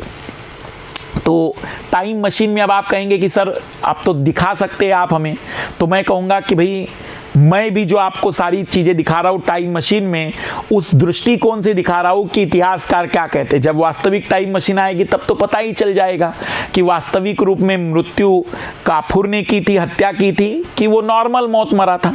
तो अभी हमारी टाइम मशीन में बस इतना ही अंदाजा है कि भी दोनों में से कुछ हुआ था, इसे खोज का विषय रखेंगे। फिर अलाउद्दीन खिलजी ने साम्राज्य विस्तार की नीति का अनुसरण किया। फिरोज खिलजी के शासनकाल में अलाउद्दीन ने दक्षिण भारत में दिल्ली सल्तनत के साम्राज्य विस्तार का अनुभव प्राप्त कर लिया था। तब सुल्तान बनने के बाद अलाउद्दीन ने स्पष्ट रूप से साम्राज्य विस्तार की नीति का अनुसरण किया। चूंकि वह स्वयं भी वीर, साहसी, कुटिल सेना नायक था, अतः उसे प्रारंभिक युद्धों में एक पक्षीय रूप से सफलता प्राप्त हुई थी। युद्ध अभियानों में अपनी सफलता और साम्राज्य विस्तार के पूरे होते लक्ष्य से प्रेरित होकर अलाउद्दीन ने सिकंदर द्वितीय की उपाधि भी धारण की और सिक्कों पर सिकंदर द्वितीय अंकित करवाया। वो अपने आप को दूसरा सिकंदर मानने लगे और कई सिक्कों पर उन्होंने सिकंदर द्वितीय भी छपवाया। विश्व विजय और नवीन धर्म की स्थापना का विचार। अपनी साम्राज्यवादी नीति के प्रति अधिक बल देने तथा सिकंदर के वैश्विक विजय के अभियान से प्रेरित होने के कारण अलाउद्दीन भी विश्व विजय के साथ एक नवीन धर्म की स्थापना करना चाहता था। किंतु अपने मित्र और दिल्ली के कोतवाल अला उल मुल्क के समझाने के कारण अलाउद्दीन ने इस विचार को त्याग दिया। किंतु भारत के प्रसंग में उसकी साम्राज्य विस्तार की आकांक्षा निरंतर बनी रही। वो भारत में तो अपना साम्राज्य निरंतर बढ़ाते रहा और वो चाहता था कि पूरे भारत पर उसका शासन हो। राजत्व के सिद्धांत का अप्रत्यक्ष अनुसरण, जो उसके चाचा ने कहा था कि कोई भी राजा बन सकता है, जनता की मर्जी होनी चाहिए, पर वो कह रहे कि राजत्व के सिद्धांत का होना। बलबन के द्वारा प्रतिपादित और फिरोज खिलजी द्वारा समाप्त किए राजत्व सिद्धांत का अलाउद्दीन खिलजी ने अप्रत्यक्ष तरीके से अनुसरण किया। इस संदर्भ में अलाउद्दीन राज्य हित को सर्वोपरि मानते हुए उलेमाओं और धार्मिक मान्यताओं के आधार पर शासन व्यवस्था के संचालन की नीति को नहीं अपनाया। हाँ, यहाँ एक चीज है कि उसने अपने चाचा के जैसे ही इन उलेमाओं की बातों को ध्यान नहीं दिया और उन उलेमाओं से फिर कहा कि आप शासन में हस्तक्षेप मत करिए, शासन अलग हिस्सा है और धर्म अलग हिस्सा है। तो यहाँ पर भी उन्होंने उलेमाओं को समर्थन तो नहीं दिया। उलेमा वर्ग को अलाउद्दीन ने शासन संबंधी कार्यों में हस्तक्षेप नहीं करने दिया। इसके अलावा खलीफा के पद को मान्यता प्रदान करने के लिए खलीफा के पद को मान्यता प्रदान करने के उद्देश्य से अलाउद्दीन ने यामीन उल खिलाफत नासिरी अमीर उल मोमिनीन की उपाधि भी धारण की। माय गॉड, बहुत लंबी उपाधि है ये। इस संबंध में अलाउद्दीन ने उलेमाओं से कोई विचार नहीं किया। जैसे खलीफा, आप लोगों ने प्रथम विश्व युद्ध में तुर्की के खलीफा का नाम सुना था, ये वही तुर्की खलीफा यहां भी कनेक्ट होगा, खलीफा शब्द। तो वो जो प्रथम विश्व युद्ध में खलीफा तुर्की का विघटन होता है, फिर खिलाफत आंदोलन आता है, तो यहां पर एक्चुअल में खलीफा मतलब धार्मिक सबसे बड़ा सुल्तान कह सकते हैं, धार्मिक सुल्तान भी कह सकते हैं। तो बगैर उलेमाओं की अनुमति के उन्होंने अपने आप को ये पद भी दे दिया। बाजार नियंत्रण की नीति ये थोड़ी स्पेशल है अलाउद्दीन खिलजी के शासनकाल में। अलाउद्दीन खिलजी की नीतियों में सर्वाधिक महत्वपूर्ण नीति उसकी बाजार नियंत्रण की नीति थी। इस नीति का उल्लेख बर्नी द्वारा रचित पुस्तक तारीख फिरोज शाही में मिलता है।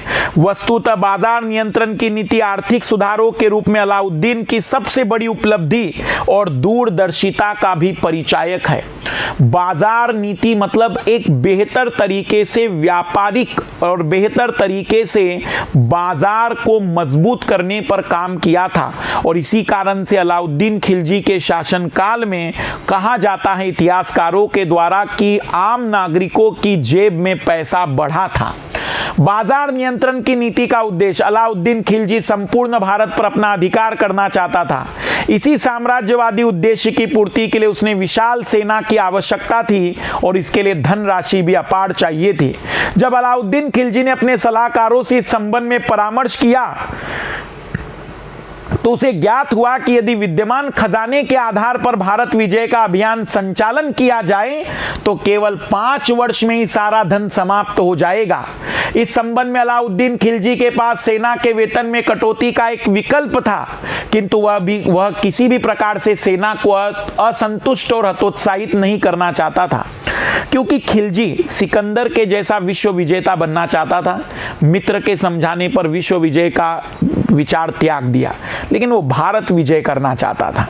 भारत विजय के लिए बड़ी सेना की जरूरत थी, सेना के लिए पैसों की जरूरत थी, और उसका जो भी जानकार लोग हैं, विशेषज्ञ लोग हैं उसके राज दरबार के, वो कहते हैं कि यदि इतनी विशाल सेना को रखकर हम भारत विजय के लिए चले तो 5 साल में हमारा धन समाप्त हो जाएगा। तो यदि भारत विजय करना है तो हमें धन की आवश्यकता ज्यादा रहेगी। तो उन्होंने पहला विकल्प तो दिया कि सेना की जो सैलरी है वो कट कर दी जाए, पर अलाउद्दीन खिलजी जानता है कि हम जो धन एकत्रित करने जा रहे हैं वो भारत विजय के लिए करने जा रहे हैं, और यदि सेना ही असंतुष्ट रही तो फिर वह संभव ही नहीं कि वह कभी विजय हो पाएगी। अंततः अलाउद्दीन ने आर्थिक सुधारों के माध्यम से अतिरिक्त धन जुटाने का प्रयत्न किया, और इसी क्रम में उसने बाजार नियंत्रण की नीति का अनुसरण किया। क्या थी बाजार नियंत्रण की नीति? वस्तुतः बाजार नियंत्रण की नीति बाजार में मिलने वाले उत्पादों की कीमतों में निश्चितता और स्थायित्व लाने पर केंद्रित थी। इस नीति के अंतर्गत अलाउद्दीन ने 4 प्रकार के बाजारों की स्थापना की थी। अलाउद्दीन ने 4 टाइप के मार्केट बना दिए थे। सोचिए उस दौर में गल्ला बाजार, जिसे अनाज मंडी कहेंगे हम लोग, सराय अदल कपड़ा बाजार, पशु और गुलामों का बाजार, और सामान्य बाजार। गल्ला बाजार, अनाज मंडी, इस बाजार में विभिन्न प्रकार के अनाज राज्य द्वारा तय किए गए मूल्य पर बेचे जाते थे। इस बाजार का प्रमुख शहनाए मंडी होता था। अलाउद्दीन खिलजी के समय शहनाए मंडी के पद पर मलिक काबुल था। इस बाजार में वे व्यापारी आते थे या अनाज बेच सकते थे जो शहनाए मंडी में पंजीकृत होते थे। बाजार में अनाज की आपूर्ति सुलभ करने के लिए अलाउद्दीन ने अनाज के रूप में भू राजस्व कर वसूलना प्रारंभ किया। साथ ही बंजारों को गांवों से इन मंडियों तक अनाज लाने के लिए अधिकृत किया। तो मंडी को काफी विकसित किया गया। जैसे वर्तमान की मंडी है हर एक जिले में, वैसी एक मंडी बनाई गई, उसका एक अधिकारी डिक्लेयर किया गया। मंडी में अनाज की आपूर्ति को निरंतर बनाए रखने के लिए भी बंजारों से अनाज खरीदने के लिए अधिकृत किया गया। दूसरा बाजार था कपड़ा बाजार, सराय अदल। इस बाजार में कपड़ों के अलावा जड़ी बूटी, घी, दूध, तेल इत्यादि खाद्य पदार्थ भी बेचे जाते थे। इस बाजार का प्रमुख राय परवाना कहलाता था। इस बाजार में अलाउद्दीन ने मुल्तान के रेशमी कपड़ों के व्यापारियों को कम कीमत पर वस्त्र बेचने के लिए सब्सिडी भी प्रदान की, मतलब अपनी तरफ से पैसा देता था। पशुओं तथा गुलामों का बाजार, इस बाजार में अलग अलग नस्ल के घोड़े, पशु और गुलाम मतलब मनुष्य की दर तय की गई। बिचौलियों को बाजार से हटाने का प्रयास, क्योंकि बिचौलियों के कारण वस्तुओं के मूल्य में काफी उतार चढ़ाव होता था। हालांकि अलाउद्दीन इसे पूर्णतः सफल नहीं हो पाया। और सामान्य बाजार, जिसमें दैनिक उपभोग की सामान्य वस्तुओं के बेचे जाने की व्यवस्था की गई और इन वस्तुओं के दाम निश्चित किए। उद्देश्य था, वस्तुतः अलाउद्दीन खिलजी की बाजार नियंत्रण नीति का प्रमुख उद्देश्य सभी प्रकार की वस्तु और उत्पादों की कीमतें निश्चित कर उन पर राज्य अर्थात शासन का नियंत्रण स्थापित करना था। देखो, जितना बाजार पर नियंत्रण होगा उतना ही ज्यादा टैक्स कलेक्शन बढ़ पाएगा। इसलिए अलाउद्दीन खिलजी ने भले ही भारत विजय के लक्ष्य से काम किया, लेकिन यही वो नीतियां थी जिसके कारण वो खिलजी वंश में 20 वर्ष तक शासन चला पाया। इस नीति से जहां शासन को बाजार की वस्तु स्थिति के बारे में स्पष्ट जानकारी प्राप्त होती थी, वही सामान्य जनता विशेषकर सैनिक वर्ग के लिए उपलब्ध आय के आधार पर घरेलू खर्च का संचालन करना सरल हो गया था। अलाउद्दीन ने अप्रत्यक्ष रूप से बाजार नियंत्रण की इस प्रणाली के माध्यम से न केवल मुद्रास्फीति को नियंत्रित करने का सफल प्रयत्न किया, बल्कि वस्तुओं की कीमतों में स्थिरता आने के फलस्वरूप प्राप्त राजस्व और उपलब्ध खजाने के आधार पर भविष्यकालिक नीतियों के निर्धारण में भी सफलता प्राप्त की। क्षेत्र, कुछ इतिहासकारों का मत है कि अलाउद्दीन खिलजी ने अपने इस बाजार नियंत्रण की प्रणाली को दिल्ली सल्तनत के समस्त क्षेत्र में लागू किया। कई लोगों को लगता है कि ये पूरे के पूरे खिलजी का जहां तक भी शासन था वहां तक लागू नीति थी, लेकिन वास्तविक रूप में दिल्ली के आसपास में ही पूरी तरह से सफल हो पाई। जबकि कुछ इतिहासकारों का मानना है कि इस प्रणाली को अलाउद्दीन ने दिल्ली और निकटवर्ती क्षेत्रों में ही लागू किया। निष्कर्षतः कहा जा सकता है कि बाजार नियंत्रण प्रणाली को यद्यपि अपने समस्त अधिकार क्षेत्र में लागू करना चाहता था, किंतु उसे दिल्ली अथवा निकटवर्ती क्षेत्र में ही सफलता मिली। दिल्ली में ही सफलता क्यों? इसका एक प्रमुख कारण यह है कि दिल्ली और समीपवर्ती क्षेत्र तत्कालीन समय में प्रशासनिक व्यवस्था का प्रमुख केंद्र बिंदु थे। सुल्तान द्वारा प्रत्यक्ष इस प्रणाली के क्रियान्वयन पर नियंत्रण रखना सरल था। अब आते हैं विभाग और अधिकारियों की व्यवस्था।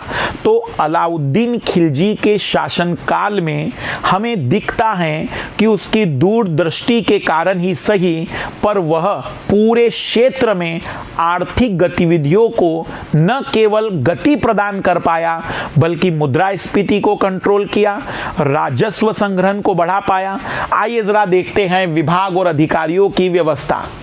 अलाउद्दीन ने बाजार व्यवस्था को सफल बनाने के लिए विभाग और अधिकारियों का गठन और नियुक्ति की। उल्लेखनीय कि इन अधिकारियों में कोतवाल सम्मिलित नहीं था, क्योंकि वह नगर का प्रमुख अधिकारी और प्रशासक होता था। तो कोतवाल जो शब्द हैं वो बाजार व्यवस्था से जुड़ा हुआ नहीं था, क्योंकि उसे प्रशासन का काम करना पड़ता था। तो अलग अलग नाम है, जोड़ी बनाने में प्रश्न बन सकता है। दीवान रियासत, आर्थिक अधीक्षक। शहनाए मंडी, गल्ला बाजार का प्रमुख, बाजार अधीक्षक। राय परवाना, सराय अदल, कपड़ा बाजार का प्रमुख। वरीद और मुनहियर गुप्तचर होते थे। नाजीर, माप तोल का अधिकारी। परवाना नवीस, परमिट का अधिकारी। मुहत्सिब, सेंसर अधिकारी या आचरण पर नजर रखने वाला अधिकारी। सराय अदल, निर्मित वस्तुओं से संबंधित बाजार का अधिकारी। अन्य प्रमुख इस तथ्य, सुल्तान को प्रतिदिन मंडी से संबंधित रिपोर्ट 3 स्वतंत्र सूत्रों से प्राप्त होती थी। मंडी से पूरी जानकारी। शहनाए मंडी, बरीद और मुनेहियन। अलाउद्दीन ने विभिन्न नियमों के तहत किसानों से निश्चित मूल्य से व्यापारियों से अनाज खरीदने, जमाखोरी और अकाल के दौरान अनाज की आपूर्ति सुनिश्चित करने की भी समुचित व्यवस्था की थी। अकाल के समय प्रत्येक परिवार को आधा मन अनाज प्रतिदिन निःशुल्क दिया जाता था। देखो, मैं इसीलिए आपसे कहा था कि मूवी के आधार पर यदि इमेज बनाओगे तो तुम्हें केवल एक नायक और नायिका इसी के दौरान कहानी गुथी हुई लगेगी, लेकिन अलाउद्दीन खिलजी का शासनकाल 20 साल का था। वह मूवी किसी पर्टिकुलर समय पीरियड को दर्शा सकती है, लेकिन ओवरऑल जब हम इतिहास को पढ़ेंगे तब हम उस दृष्टिकोण को समझ पाएंगे, जहां हमें नायक की मांसपेशियां दिखाने की जरूरत नहीं पड़ेगी। आप टाइम मशीन में बैठकर समझ सकते हैं कि इतिहास के इस दौर में उस दिल्ली सल्तनत काल के लोग किस तरीके से संपन्न हुए। दिल्ली सल्तनत काल के लोगों के राजस्व या सुल्तान के राजस्व में कैसे बढ़ोतरी हुई, सल्तनत में मुद्रास्फीति कैसे नियंत्रित हुई और किस तरीके से बाजार व्यवस्था के कारण आर्थिक गतिविधियां रफ्तार पकड़ने लग गई। अकाल के समय सोचिए कि आधा मन अनाज प्रतिदिन निःशुल्क दिया जाता था। राशन कार्ड व्यवस्था लागू नहीं थी। संभवतः राशन वितरण के समय परिवार को कुल सदस्य संख्या पर ध्यान नहीं दिया जाता था, मतलब उस समय कोई राशन कार्ड नहीं थे। अब कुछ नेगेटिव पॉइंट देख लेते हैं बाजार नियंत्रण व्यवस्था के। हालांकि काफी सीमा तक अलाउद्दीन की बाजार नियंत्रण प्रणाली सफल रही, किंतु तत्कालीन परिस्थितियों और परंपराओं के विपरीत इस व्यवस्था के माध्यम से राज्य अथवा शासन द्वारा बाजार व्यवस्था में अनावश्यक हस्तक्षेप किया गया। फलस्वरूप उत्पादकों के साथ ही व्यापारियों को मिलने वाले लाभ की संभावना न्यून होने लगी। इससे उत्पादकों और व्यापारियों में प्रेरणा कम होती गई। इस व्यवस्था का अन्य नकारात्मक पक्ष यह था कि केवल सैनिक उद्देश्य और साम्राज्य विस्तार के संकीर्ण उद्देश्य को दृष्टिगत रखते हुए इस प्रणाली को प्रारंभ किया गया, जिसमें लोक कल्याण का पुट नहीं था। अंततः अलाउद्दीन खिलजी के परिवर्ती शासक गयासुद्दीन तुगलक ने समस्त प्रणाली को ही खत्म कर दिया। मतलब तुगलक जब आएंगे तो इस पूरी प्रणाली को खत्म कर देंगे। पर अच्छी बात है, इसके बावजूद अलाउद्दीन की बाजार नियंत्रण नीति अपने उद्देश्यों में सफल रही। अलाउद्दीन खिलजी एक बड़ी सेना के द्वारा पूरे भारत को जीतना चाहता था। वो अपने उद्देश्य में सफल रहा और उसके समय में न तो वस्तुओं के दाम बढ़े और न ही घटे। अपने उद्देश्य में मतलब भारत तो नहीं जीत पाया, लेकिन आर्थिक संपन्नता तो आई। बर्नी ने इसे मध्य युग का चमत्कार कहा है। अलाउद्दीन खिलजी की बाजार नियंत्रण की प्रणाली को वर्तमान व्यवस्था, अप्रत्यक्ष रूप से सार्वजनिक वितरण प्रणाली, सब्सिडी, न्यूनतम मूल्य समर्थन, मुद्रास्फीति जैसे शब्दावलियों के आलोक में समझा जा सकता है, हमारी टीम का कहना है। बर्नी के बारे में बार बार चर्चा आ रही है, जान लेते हैं। जियाउद्दीन बर्नी मोहम्मद तुगलक और फिरोज तुगलक के समकालीन थे। बर्नी ने मतलब एक्चुअली ये अभी आने वाले टाइम में आएंगे, तो उस समय जब वो इतिहास लिखेंगे तो पुरानी बातों का भी जिक्र करेंगे। बर्नी ने तारीख फिरोज शाही और फतवा जहानदारी की रचना की थी। बर्नी ने सल्तनत काल को वास्तव में इस्लामिक शासन नहीं माना, क्योंकि सुल्तान ने मुस्लिम कानून के साथ स्वयं के नियम कानूनों को भी लागू करवा दिया था। बर्नी का कहना है कि यहाँ पर पूर्ण रूप से मुस्लिम शासन नहीं था, बल्कि सुल्तान के अपने स्वयं के नियम हुआ करते थे। अलाउद्दीन की थोड़ी कर व्यवस्था समझ लीजिए कि अलाउद्दीन टैक्स कैसे वसूलता था। अलाउद्दीन के काल में भूराजस्व की दर सर्वाधिक थी। अलाउद्दीन ने भूराजस्व की दर को बढ़ाकर उपज का 50% कर दिया था। भूराजस्व को दिल्ली सल्तनत काल में खराज कहा जाता था। भूराजस्व मतलब ये जो टैक्स दिया जाता था, इसे खराज कहते थे। भूराजस्व की अधिकता के कारण अलाउद्दीन के काल में कृषि कार्य पर बुरा प्रभाव पड़ा। अलाउद्दीन ने भूराजस्व वसूलने में भी मुसलमानों और गैर मुसलमानों में विभेद किया, अर्थात जिस धार्मिक सहिष्णुता की नीति का फिरोज तुगलक ने अनुसरण किया, फिरोज खिलजी ने अनुसरण किया था। फिरोज खिलजी मतलब अपने चाचा ने जो धार्मिक सहिष्णुता अपनाई थी, ये जनाब पूरी तरह से विभेदकारी नीति अपनाएगा। मुस्लिम और गैर मुस्लिमों के बीच में टैक्स में भी अंतर करेगा। मुसलमानों से उपज का 25% हिस्सा कर के रूप में लिया जाता था, जबकि गैर मुसलमानों से 50%। उपज का 50% हिस्सा भूराजस्व के रूप में वसूलने की इस व्यवस्था को मसाहत मापन पद्धति के नाम से जाना जाता है। अलाउद्दीन प्रथम मुस्लिम शासक था जिसने भूमि की वास्तविक आय पर राजस्व निश्चित किया था। लाइन को नोट किया जाए, point to be noted my Lord. Alauddin प्रथम मुस्लिम शासक था जिसने भूमि की वास्तविक आय पर राजस्व निश्चित किया। इसके अलावा अलाउद्दीन ने 2 नए कर, चरी कर दुधारू पशुओं पर कर और गढ़ी कर घरों पर कर लगाए। गढ़ी आज भी राजपूतों में कई जगह जो पुराने उनके मकान हैं उसको वो गढ़ी कहते, गढ़ी। तो हम कह सकते हैं कि गढ़ी कर मतलब घरों पर कर, चरी कर मतलब दुधारू पशुओं पर। मुसलमान व्यापारियों से वस्तु के मूल्य का 5%, जबकि गैर मुसलमान व्यापारियों से वस्तु के मूल्य का 10% कर लिया जाता था। सरकारी कर्मचारियों द्वारा लगान वसूल करने की प्रथा भी अलाउद्दीन खिलजी ने ही शुरू की थी। दोषी कर अधिकारियों व कर्मचारियों हेतु कठोर दंड की व्यवस्था की थी। अलाउद्दीन खिलजी, दोषी कर मतलब यदि कोई अधिकारी धोखेबाजी करे। अलाउद्दीन खिलजी की राजस्व नीति निर्धारित करने का श्रेय नायब वजीर शर्फ काइनी को जाता है, जिसने न केवल राजस्व नीति को निर्धारित करने बल्कि उसके सफल क्रियान्वयन की पृष्ठभूमि भी निर्मित की। खुम्स, लूट का माल।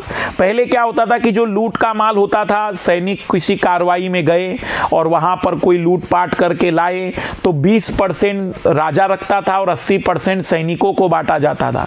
अलाउद्दीन खिलजी ने कहा कि 80% अब राजा रखेगा और 20% तुम में बांटा जाएगा।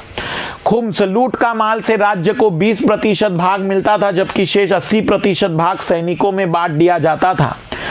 लेकिन अलाउद्दीन खिलजी ने इस नियम को परिवर्तित कर खुम्स का 80% राज्य के रूप में अर्थात तो लूट का 80% भाग स्वयं रखा, जबकि शेष 20% सैनिकों में वितरित कर दिया था। अलाउद्दीन ने शासन की सेवा न करने वाले अथवा अयोग्य लोगों को दी गई इक्ताओं को छीनकर, मतलब जो भी इक्तेदार योग्य नहीं थे, जो इक्तेदार बेहतर राजस्व जमा नहीं कर पाते थे, उन इक्तेदारों को हटाकर नए इक्तेदार भी लाए थे। अलाउद्दीन ने शासन की सेवा न करने वाले अथवा अयोग्य लोगों को दी गई इक्ताओं को छीनकर खाली सा भूमि में मिला दिया। वह भूमि जो शासक के प्रत्यक्ष नियंत्रण में आ गई, मतलब डायरेक्ट वह भूमि इक्तेदार से लेकर शासक ने अपने पास रख ली। अलाउद्दीन ने कृषि क्षेत्र में सुधार किया तथा अनुमान आधारित भू राजस्व पद्धति कनकूत नसक बटाई को समाप्त कर भूमि की पैमाइश कर करारोपण किया, मतलब भूमि के आकार के आधार पर। अलाउद्दीन खिलजी प्रथम मुस्लिम शासक था जिसने भूमि की पैमाइश करवाई थी। अलाउद्दीन ने खुद मुकद्दम, चौधरी जैसे परंपरागत कर वसूली वाले अधिकारियों को हटा दिया और कर वसूली के लिए वेतन भोगी राजकीय अधिकारी की नियुक्ति की।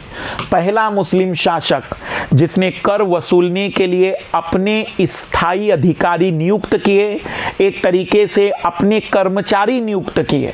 अलाउद्दीन ने इस वंशानुगत अधिकारियों के विशेष अधिकार, हकूक ए खोती और किस्मत ए खोती को भी समाप्त करते हुए इन पर भी कर लगा दिए, मतलब जो लोगों पर कभी कर नहीं लगते थे। इस प्रकार अलाउद्दीन ने परंपरागत जमींदार वर्ग को भी अपने कंट्रोल में लिया। बर्नी के अनुसार अलाउद्दीन के इन सुधारों से हिंदू जमींदारों की आर्थिक स्थिति दयनीय हो गई, यहां तक कि कुछ जमींदारों की स्त्रियां मजदूरी करने के लिए भी विवश हो गई थी। अलाउद्दीन की सैन्य व्यवस्था पर आते हैं। ख्वाहिशें तो बहुत बड़ी थी, पूरा भारत जीतना चाहते थे, पहले तो विश्व जीतना चाहते थे, वो त्यागा, भारत जीतना चाहते थे, कर वो भी नहीं पाए। अपने साम्राज्यवादी हितों की पूर्ति और आंतरिक विद्रोह को दबाने और बाहरी आक्रमणों का सामना करने के लिए अलाउद्दीन खिलजी ने सैनिक व्यवस्था की ओर पर्याप्त ध्यान दिया। वस्तुतः प्रशासनिक व्यवस्था और राजस्व व्यवस्था इत्यादि के संबंध में भी अलाउद्दीन के लगभग तमाम सुधार सैन्य व्यवस्था के प्रसंग में ही थे। सैन्य व्यवस्था के संबंध में अलाउद्दीन ने सबसे पहले स्थायी केंद्रीय सेना रखने और सैनिकों को नगद वेतन देने की प्रथा चलाई। इसके अलावा अलाउद्दीन ने घोड़ों को दागने, सैनिकों की वेशभूषा संबंधी रिकॉर्ड रखने की प्रथा का भी प्रारंभ किया। तो नगद वेतन, एक तरीके से घोड़ों को दागना, सैनिकों की वेशभूषा, दीवाने आरीज प्रत्येक सैनिक की वेशभूषा संबंधी रिकॉर्ड रखता था। तो एक तरीके से दिल्ली सुल्तान एक नया काम करने जा रहा है। अमीर खुसरो की खजाइनुल फुतू के अनुसार 10,000 सैनिकों की टुकड़ी को तुमन कहा जाता था। पर्याप्त जांच पड़ताल के बाद भर्ती किए जाने वाले सैनिक को मुरत्तब कहा जाता था। सेना में मुनहियान गुप्तचर रहते थे जो सैन्य अधिकारियों के व्यवहार के विषय में सुल्तान को नियमित रूप से सूचित करते थे। तो सैनिकों में गुप्तचरों को भी रखा गया ताकि आंतरिक विद्रोह को दबाया जा सके। घोड़ों को दागने की प्रथा का प्रमुख उद्देश्य सैनिकों में भ्रष्टाचार को रोकना था, क्योंकि कई बार कुछ सैनिक युद्ध में घोड़े के घायल अथवा मारे जाने की बात कहकर नया घोड़ा ले लेते थे, जबकि पहले वाले घोड़े को बाजार में बेच देते थे। अलाउद्दीन की पुलिस और गुप्तचर व्यवस्था। अलाउद्दीन खिलजी ने पुलिस और गुप्तचर विभाग को कुशल और प्रभावशाली बनाया। मुस्लिम सरदार, बड़े अधिकारी और साधारण जनता के कार्य और षड्यंत्र आदि की पूर्ण जानकारी रखने हेतु गुप्तचर व्यवस्था को बहुत महत्व दिया। कोतवाल शांति व कानून का रक्षक और मुख्य पुलिस अधिकारी था। गुप्तचर विभाग का प्रमुख अधिकारी बरीद ए मुमालिक होता था। बरीद ए मुमालिक के नियंत्रण में कई बरीद संदेशवाहक होते थे। बरीद के अतिरिक्त अन्य सूचनादाता को मुनहियन या मुन्ही कहा जाता था। पुलिस व्यवस्था को सुधारने के लिए योग्य व्यक्तियों की नियुक्ति की गई थी। तो एक तरीके से आर्थिक व्यवस्था में तो काफी मजबूती आई, पर सैन्य व्यवस्था में भी बहुत कुछ परिवर्तन गुलाम वंश की तुलना में अलाउद्दीन खिलजी ने किया। क्योंकि न केवल अब आंतरिक विद्रोह, क्योंकि गुलाम वंश में तो आंतरिक विद्रोह खत्म ही नहीं हुआ। तुर्क चहलगामी कभी शांत हुआ ही नहीं था, बलबन के बाद ही वो शांत हुआ था। लेकिन अलाउद्दीन खिलजी के कार्यकाल में आप देख सकते हैं आंतरिक विद्रोह समाप्त हो गए। अब सुल्तान को स्वीकृति मिलने लग गई। सभी सरदार, सभी अमीर, जितने भी सरदार थे वे भी खिलजी के समर्थन में आए। एक तरीके से शासन अब शांतिपूर्ण तरीके से आगे बढ़ने लगा। यही कारण था कि खिलजी की हत्या कहे या अलाउद्दीन खिलजी के शासनकाल की समाप्ति के बाद भी यह शासन कमजोर जरूर हुआ लेकिन चलता रहा। तो गुप्तचरों की व्यवस्था थी, गुप्तचरों का कंप्लीट एक विभाग था, पुलिसों के सुधार की भी एक व्यवस्था थी। हर तरीके से अलाउद्दीन ने शासन व्यवस्था को मजबूत किया। अलाउद्दीन खिलजी की प्रशासनिक व्यवस्था, अलाउद्दीन खिलजी की प्रशासनिक व्यवस्था की विस्तृत जानकारी बरनी के विवरण से ज्ञात होती है। अपने पूर्वकालीन सुल्तानों की तरह अलाउद्दीन के पास भी विधायिका, कार्यपालिका, न्यायपालिका की सर्वोच्च शक्तियां थी। ऑब्वियसली राजा है, सुल्तान है, तो सारी चीजें हम ही। अलाउद्दीन प्रशासन के केंद्रीयकरण में विश्वास रखता था। उसने सूबेदार तथा अन्य अधिकारियों को अपने नियंत्रण में रखा था। अलाउद्दीन ने एक विशाल साम्राज्य स्थापित करने के बाद उसे प्रशासनिक रूप से सुदृढ़ किया। इसके लिए जिन प्रांतों के प्रशासक दुर्बल थे उन्हें दक्ष और योग्य प्रशासकों के नियंत्रण में लाया, मतलब योग्यता की भी कद्र की। अलाउद्दीन खिलजी का विजय अभियान। अलाउद्दीन खिलजी दिल्ली सल्तनत का पहला शासक था जिसने साम्राज्यवादी नीति को अपनाया, जिसने अपने साम्राज्य विस्तार के लिए युद्ध किए। इसके अभियानों का वर्णन कई विद्वानों ने अपने ग्रंथ में किया है। अमीर खुसरो ने अपनी पुस्तक खजाइन उल फुतू में अलाउद्दीन खिलजी के विजय अभियानों का वर्णन किया। जियाउद्दीन बरनी के फतवा ए जाहिदारी और तारीख ए फिरोजशाही से भी अलाउद्दीन के विजय अभियानों का पता चलता है। अलाउद्दीन के विजय अभियानों को हम दो भागों में बांट सकते हैं, क्योंकि अलाउद्दीन का शासनकाल पूरे 20 साल का है। इस 20 वर्ष में उसने कई युद्ध किए, कई युद्ध लड़े, कई युद्ध जीते, उत्तर भारत में भी और दक्षिण भारत में भी। वैसे भी वो पहला सेनापति था जिसने दक्षिण भारत में आक्रमण किया, महाराष्ट्र में। राजा बनने के बाद वैसे भी वो साम्राज्य विस्तार की नीति के तहत पूरे भारत को विजयी करना चाहता था। उत्तर भारत के विजय अभियान के क्रम में अलाउद्दीन खिलजी ने कई प्रांतों को जीतकर अपने साम्राज्य के अंतर्गत सम्मिलित कर लिया। गुजरात अभियान।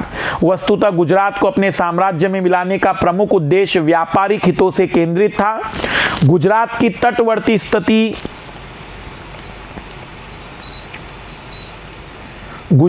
तटवर्ती स्थिति होने और दिल्ली के अपेक्षाकृत अधिक निकट होने के कारण अलाउद्दीन गुजरात के प्रति अधिक आकर्षित था। वस्तुतः अलाउद्दीन गुजरात के तत्कालीन सूरत, भड़ोच, केम्बे, खंबात जैसे बंदरगाहों को अपने अधीन करना चाहता था, ताकि इन बंदरगाहों के माध्यम से अरबी और ईरानी घोड़ों के व्यापार के साथ अन्य वस्तुओं के व्यापार को बढ़ाया जा सके। उल्लेखनीय कि अलाउद्दीन संपूर्ण भारत पर एक छत्र शासन स्थापित करना चाहता था और इस संबंध में अपने सैन्य खर्चों की आपूर्ति के लिए अलाउद्दीन अपनी आर्थिक स्थिति को मजबूत करना चाहता था। उसका लक्ष्य साम्राज्य विस्तार का पहले से ही था, इसलिए वह जानता था कि पहले से आर्थिक संपन्नता लानी होगी और आर्थिक संपन्नता बाजार और व्यापार के मार्ग से आएगी। इसलिए उसने बंदरगाहों पर भी कब्जे करने शुरू किए। अलाउद्दीन खिलजी ने उलुग खां व नुसरत खां के नेतृत्व में गुजरात को विजयी किया। वहां के तत्कालीन शासक कर्ण बघेल को पराजित किया। इस दौरान कर्ण बघेल की पत्नी कमला देवी को बंदी बनाकर अलाउद्दीन उससे शादी कर लेता है और उसे मलिका-ए जहां की उपाधि देता है। उल्लेखनीय है कि इसी अभियान के दौरान सूरत, भड़ोच, केम्बे जैसे क्षेत्र लूटने के साथ ही सोमनाथ मंदिर को भी क्षतिग्रस्त किया जाता है। गुजरात से अलाउद्दीन को मलिक काफूर नामक गुलाम की भी प्राप्ति होती है, जो आगे चलकर अलाउद्दीन का सबसे अधिक विश्वास पात्र और निष्ठावान बनता है। रणथंबोर अभियान 1300 से 1301। रणथंबोर पर आक्रमण करने का प्रमुख कारण रणथंबोर की सामरिक स्थिति, राजपूत शासकों की गुटबंदी का भय और रणथंबोर के किले की मजबूत सुरक्षा प्राचीर होना था। इस समय रणथंबोर का शासक हम्मीर देव था। इसके अलावा रणथंबोर पर आक्रमण का एक अन्य कारण भी था। दरअसल गुजरात अभियान के समय युद्ध की लूट के बंटवारे को लेकर 9 मुस्लिम मंगोल सैनिक मोहम्मद खां और तुर्की सैनिकों में मतभेद हो गया। 9 मुस्लिम मंगोल सैनिक, जलालुद्दीन खिलजी, उसने मंगोलियों को जगह दी थी, इस्लाम धर्म अपनाया था, तो वो 9 मुस्लिम कहलाए। तो मोहम्मद खां और तुर्की सैनिकों में मतभेद हो गया। मंगोल सैनिक राजा हमील देव चौहान के यहाँ शरण लेते हैं और मंगोलों से अलाउद्दीन खिलजी की शत्रुता थी, तो मंगोल सैनिक मिल जाते हैं इनसे। अलाउद्दीन अपने प्रमुख सेनापति नुसरत खां के नेतृत्व में रणथंबोर पर आक्रमण करता है तथा रनमल व रतिपाल नामक राजपूत सरदारों के विश्वासघात के कारण विजय प्राप्त कर लेता है। उल्लेखनीय कि इसी दौरान राजा हमीर देव की पत्नी संग देवी जोहर कर लेती है, जो कि मध्यकालीन भारतीय इतिहास का पहला जोहर था। इस अभियान के दौरान अमीर खुसरो भी अलाउद्दीन के साथ था। चित्तौड़ अभियान। चित्तौड़ के सामरिक महत्व और शासक राणा रत्न सिंह की सुंदर पत्नी पद्मावती को प्राप्त करने की लालसा में अलाउद्दीन 1303 ईस्वी में चित्तौड़ पर आक्रमण कर विजय प्राप्त करता है और इसी दौरान रानी पद्मावती जोहर कर लेती हैं। फिर आते हैं दक्षिण भारत के अभियान पर। तो गुजरात और राजस्थान में अपने सफल अभियानों के बाद अलाउद्दीन खिलजी प्रवेश करता है दक्षिण भारत में। अलाउद्दीन खिलजी दिल्ली सल्तनत का पहला शासक था जिसने दक्षिण भारत के संबंध में सफल विजय अभियानों को संचालित किया। जहां उत्तर भारत के संबंध में अलाउद्दीन ने प्रांतों को जीतकर अपने साम्राज्य का अंग बना लिया, वहीं दक्षिण भारत के संबंध में अलाउद्दीन ने इस नीति का अनुसरण नहीं किया। हालांकि अलाउद्दीन द्वारा दक्षिण भारत के कई प्रांतों को जीता गया, किंतु उन्हें अपने साम्राज्य का हिस्सा न बनाते हुए केवल अधीनता स्वीकार करने तक सीमित रखा। अलाउद्दीन ने दक्षिण भारत के प्रांतों को अपने साम्राज्य में क्यों नहीं मिलाया? वस्तुतः अलाउद्दीन अपने व्यापारिक संबंध और आर्थिक हितों को बढ़ाने के उद्देश्य से तटवर्ती क्षेत्र पर अधिकार करना चाहता था, ताकि वो समुद्री व्यापार के माध्यम से अपनी आर्थिक और सैन्य शक्ति को मजबूत कर सके। ये बिल्कुल अंग्रेजों जैसी नीति नहीं थी कि अंग्रेज जिम्मेदारी नहीं लेना चाहते थे बंगाल की, लेकिन पैसा चाहते थे। इसलिए पैसों की प्राप्ति के लिए उन्होंने शासन को दो भागों में बांट दिया था। वैसा ही अलाउद्दीन खिलजी भी दक्षिण भारत में रणनीति अपना रहा है। वो ये प्लानिंग में है कि मुझे पैसे की प्राप्ति हो, मेरे सैनिकों को मैं वेतन दे पाऊं और ज्यादा से ज्यादा और युद्ध अभियान चला पाऊं। दूसरा, अलाउद्दीन द्वारा दिल्ली में रहते हुए दक्षिण भारत के नवीन और सांस्कृतिक रूप से अपेक्षाकृत भिन्न क्षेत्र का प्रशासन कर पाना सरल नहीं था। अलाउद्दीन दिल्ली के अपनी सत्ता को सुरक्षित करने पर अधिक बल दे रहा था, क्योंकि अभी भी मंगोलों के आक्रमण का भय बना हुआ था। अतः वह दक्षिण भारत के भागों को अपने साम्राज्य में कुछ समय के लिए नहीं मिलाना चाहता था। इसके अलावा अलाउद्दीन के दक्षिण अभियानों का उद्देश्य सबसे बड़ा धन की प्राप्ति था। अतः दक्षिण के क्षेत्रों को जीतकर अलाउद्दीन ने व्यवहारिक नीति अपनाते हुए प्रत्यक्ष रूप से अपने साम्राज्य में मिलाने के बजाय अधिराजत्व अपने अधीन बनाए रखने का सिद्धांत अपनाया। अलाउद्दीन के दक्षिण विजय का मुख्य श्रेय मलिक काफूर को जाता है। मलिक काफूर ने दक्षिण भारत के सभी विजय अभियानों की अगुवाई की थी। देवगिरी महाराष्ट्र 1306 में मलिक काफूर और अल्प खां के नेतृत्व में देवगिरी पर विजय प्राप्त की। इस समय देवगिरी के शासक रामचंद्र देव थे। रामचंद्र देव से मित्रता कर अलाउद्दीन उसे देवगिरी का साम्राज्य वापस लौटा देते हैं। रामचंद्र देव तथा परिवर्ती शासक हरपाल देव सुल्तान की दयालुता से प्रसन्न होता है और भविष्य में सुल्तान के विरुद्ध किसी भी प्रकार का विद्रोह नहीं करता है। वैसे रामचंद्र देव को तो वैसे पहले ही हरा चुका था वो जलालुद्दीन खिलजी के काल में, लेकिन लूटपाट का उद्देश्य था उस समय, वो साम्राज्य चाहता ही नहीं था। इस समय भी उसने उसे माफी दे दी, क्योंकि वो जानता था कि मुझे शासन तो करना ही नहीं है, मुझे केवल अपने अधीन बता देना है और इनके जितने बंदरगाह हैं जहां से व्यापार हो सकता है उस व्यापारिक मार्गों से संपत्ति कमानी है। वस्तुतः पराजित शासकों के साथ मित्रतापूर्ण संबंध बनाने के मामले में अलाउद्दीन अकबर का पूर्वगामी है। मतलब हम देखेंगे कि अकबर की नीति भी कुछ ऐसी ही थी मुगल काल के दौर में, लेकिन अकबर के जैसी ही नीति अलाउद्दीन खिलजी की भी रही। इस नीति के पीछे अलाउद्दीन का प्रमुख उद्देश्य दक्षिण भारत के अन्य अभियानों की सफलता सुनिश्चित करने के लिए देवगिरी की सहायता प्राप्त करना था। फिर है वारंगल, वर्तमान तेलंगाना का क्षेत्र, मलिक काफूर के नेतृत्व में आक्रमण। वारंगल का शासक प्रताप रुद्रदेव कांकतीय वंश के शासक थे। बिना युद्ध किए ही रुद्रदेव ने अलाउद्दीन की अधीनता स्वीकार कर ली। वारंगल अभियान में काफूर ने कोहिनूर हीरा लूटा, जिसका विवरण काफी खां ने दिया है। यहां से शुरू होता है कोहिनूर हीरे की कहानी। वारंगल अभियान में काफूर ने कोहिनूर हीरा लूटा। और ये जो कोहिनूर है, ये आज तक चर्चा का विषय है, कभी गोबर के रूप में तो कभी रानी ब्रिटेन जो एलिजाबेथ है वहाँ रानी के रूप में, लेकिन आज भी कोहिनूर की चर्चा तो होती ही रहती है। द्वार समुद्र तट होयसल अभियान 1310, वर्तमान कर्नाटक शासक वीर बल्लाय तृतीय मलिक काफूर के नेतृत्व में आक्रमण, पराजित होने पर वीर बल्लाल ने भी दिल्ली की अधीनता स्वीकार कर ली, तो द्वार समुद्र तट होयसल भी जीत लिया। मदुरै अभियान, मारवर्मन कुलशेखर की मृत्यु के बाद वीर पांडे तथा सुंदर पांडे दोनों भाइयों के बीच सत्ता प्राप्ति के लिए युद्ध चल रहा था मदुरै में। इस समय काफूर ने आक्रमण कर दिया तथा दोनों भाई राजधानी छोड़कर भाग गए। तो देखते चलिए कि ये जो अभियान था दिल्ली से चलते हुए देवगिरी होते हुए मदुरै तक चलता चला गया, लेकिन शासन तो उसने यही तक किया क्योंकि उन्होंने अप्रत्यक्ष रूप से भी प्लानिंग की कि जब पूरा भारत आ जाएगा तब मैं इसे अपने कब्जे में कर लूंगा, मतलब अपना शासन यहां पर भी स्थापित करा दूंगा। तो राजाओं को अभी बनाए रखा और इसी कारण से हम कहते हैं कि पूरी तरह से भारत विजय या पूरे भारत पर शासन नहीं रहा। अमीर खुसरो के अनुसार काफूर ने रामेश्वरम तक अभियान किया और मंदिर को नष्ट कर मंदिर बनाए। भारत पर मंगोलों के आक्रमण, दिल्ली सल्तनत काल के दौरान कई बार मंगोलों ने भारत पर आक्रमण किए। इन आक्रमण का मुख्य उद्देश्य भारत में लूटमाट करना होता था।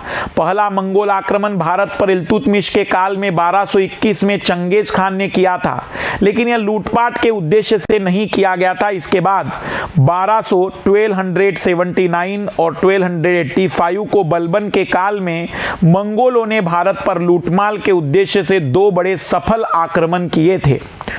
उल्लेखनीय है कि खिलजी वंश विशेषकर अलाउद्दीन खिलजी के काल में मंगोलों के लूटपाल के उद्देश्य से भारत पर कई आक्रमण हुए, किंतु अलाउद्दीन खिलजी ने इन आक्रमणों को डटकर सामना किया, साथ ही दिल्ली की सुरक्षा मजबूती को भी बढ़ाया।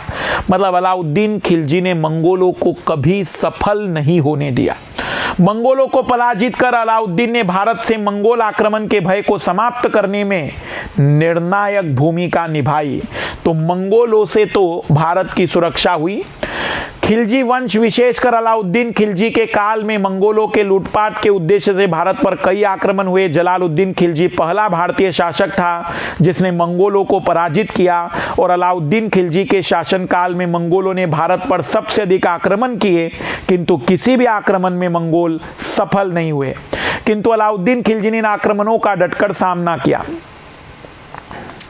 प्रमुख शब्दावली और प्रमुख प्रशासनिक पद पर वापिस आते हैं। दीवान वजारत वजीर या मुख्यमंत्री कहलाता है। दीवान अर्ज युद्ध मंत्री।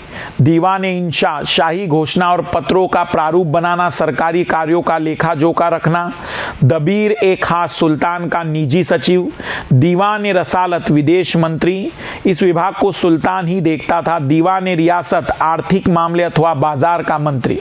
वकील दर राजमहल के कार्यों की निगरानी करने वाला अधिकारी। अमीर दाजिब उत्सव अधिकारी। सरजानदार सुल्तान के अंगरक्षकों का अधिकारी। अमीर आखुर घोड़ों का अधिकारी। शहनाए पील हाथियों का अध्यक्ष। अमीर शिकार अधिकारी। मुहरदार मुद्रा अधिकारी। बरीद ए मुमालिक गुप्तचर विभाग का प्रमुख। दीवान आरीज सैनिक संबंधी रिकॉर्ड रखने वाला अधिकारी। मुर्तब सैनिक। बरीद और मुनाहिन मुनि संदेशवाहक या गुप्तचर। तुमन 10,000 सैनिकों की टुकड़ी। खुद मुकद्दम चौधरी परंपरागत कर अधिकारी जिनकी समाप्ति कर दी गई थी। अलाउद्दीन की मृत्यु 1316 में अलाउद्दीन खिलजी की मृत्यु हो गई। बर्नी के अनुसार अलाउद्दीन खिलजी की हत्या मलिक काफूर ने की थी, जिस पर सबसे ज्यादा भरोसा गुजरात से लाया था, ऐसा बर्नी कहते हैं। अन्य इतिहासकार के अनुसार एक दीर्घकालिक बीमारी के कारण अलाउद्दीन खिलजी की मृत्यु हो गई थी। हालांकि बीमारी के कारण अलाउद्दीन खिलजी की मृत्यु को अधिक प्रामाणिक माना जाता है। अब 1316 में कुछ महीनों के लिए शिहाबुद्दीन खिलजी अलाउद्दीन खिलजी की मृत्यु के बाद उसका सबसे बड़ा पुत्र खिज्र खां के बजाय शिहाबुद्दीन खिलजी को दिल्ली का अगला उत्तराधिकारी नियुक्त किया गया। अब खिज्र खां बड़ा बेटा था, लेकिन शिहाबुद्दीन खिलजी 6 साल का ही बेटा है। यहां पर एक बात समझ में नहीं आती कि 6 साल के बेटे को ही दिल्ली का सुल्तान क्यों। वस्तुतः इतिहासकारों का मत है कि अलाउद्दीन खिलजी ने अपने गुलाम और अपने सबसे अधिक विश्वास पात्र मलिक काफूर के कहने पर बड़े पुत्र के बजाय 6 वर्षीय छोटे पुत्र शिहाबुद्दीन को सुल्तान बनाया।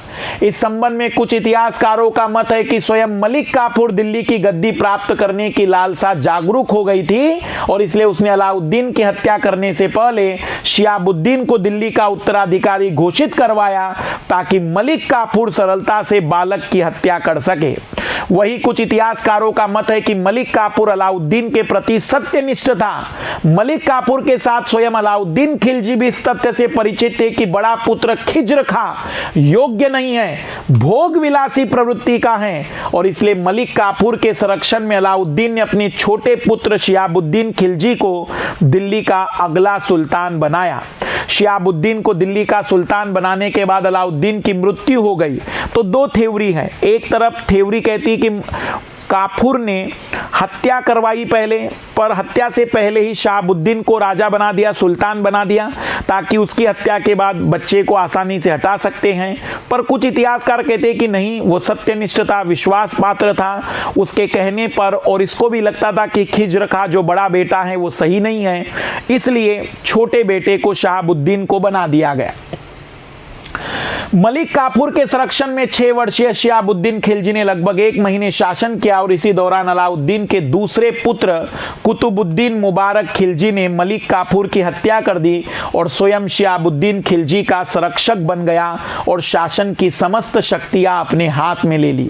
अब उसी दौरान जो दूसरा पुत्र कुतुबुद्दीन मुबारक खिलजी था, इसने काफूर को ही खत्म कर डाला और उस सुल्तान जो 6 वर्ष का सुल्तान है उसका संरक्षक बन गया।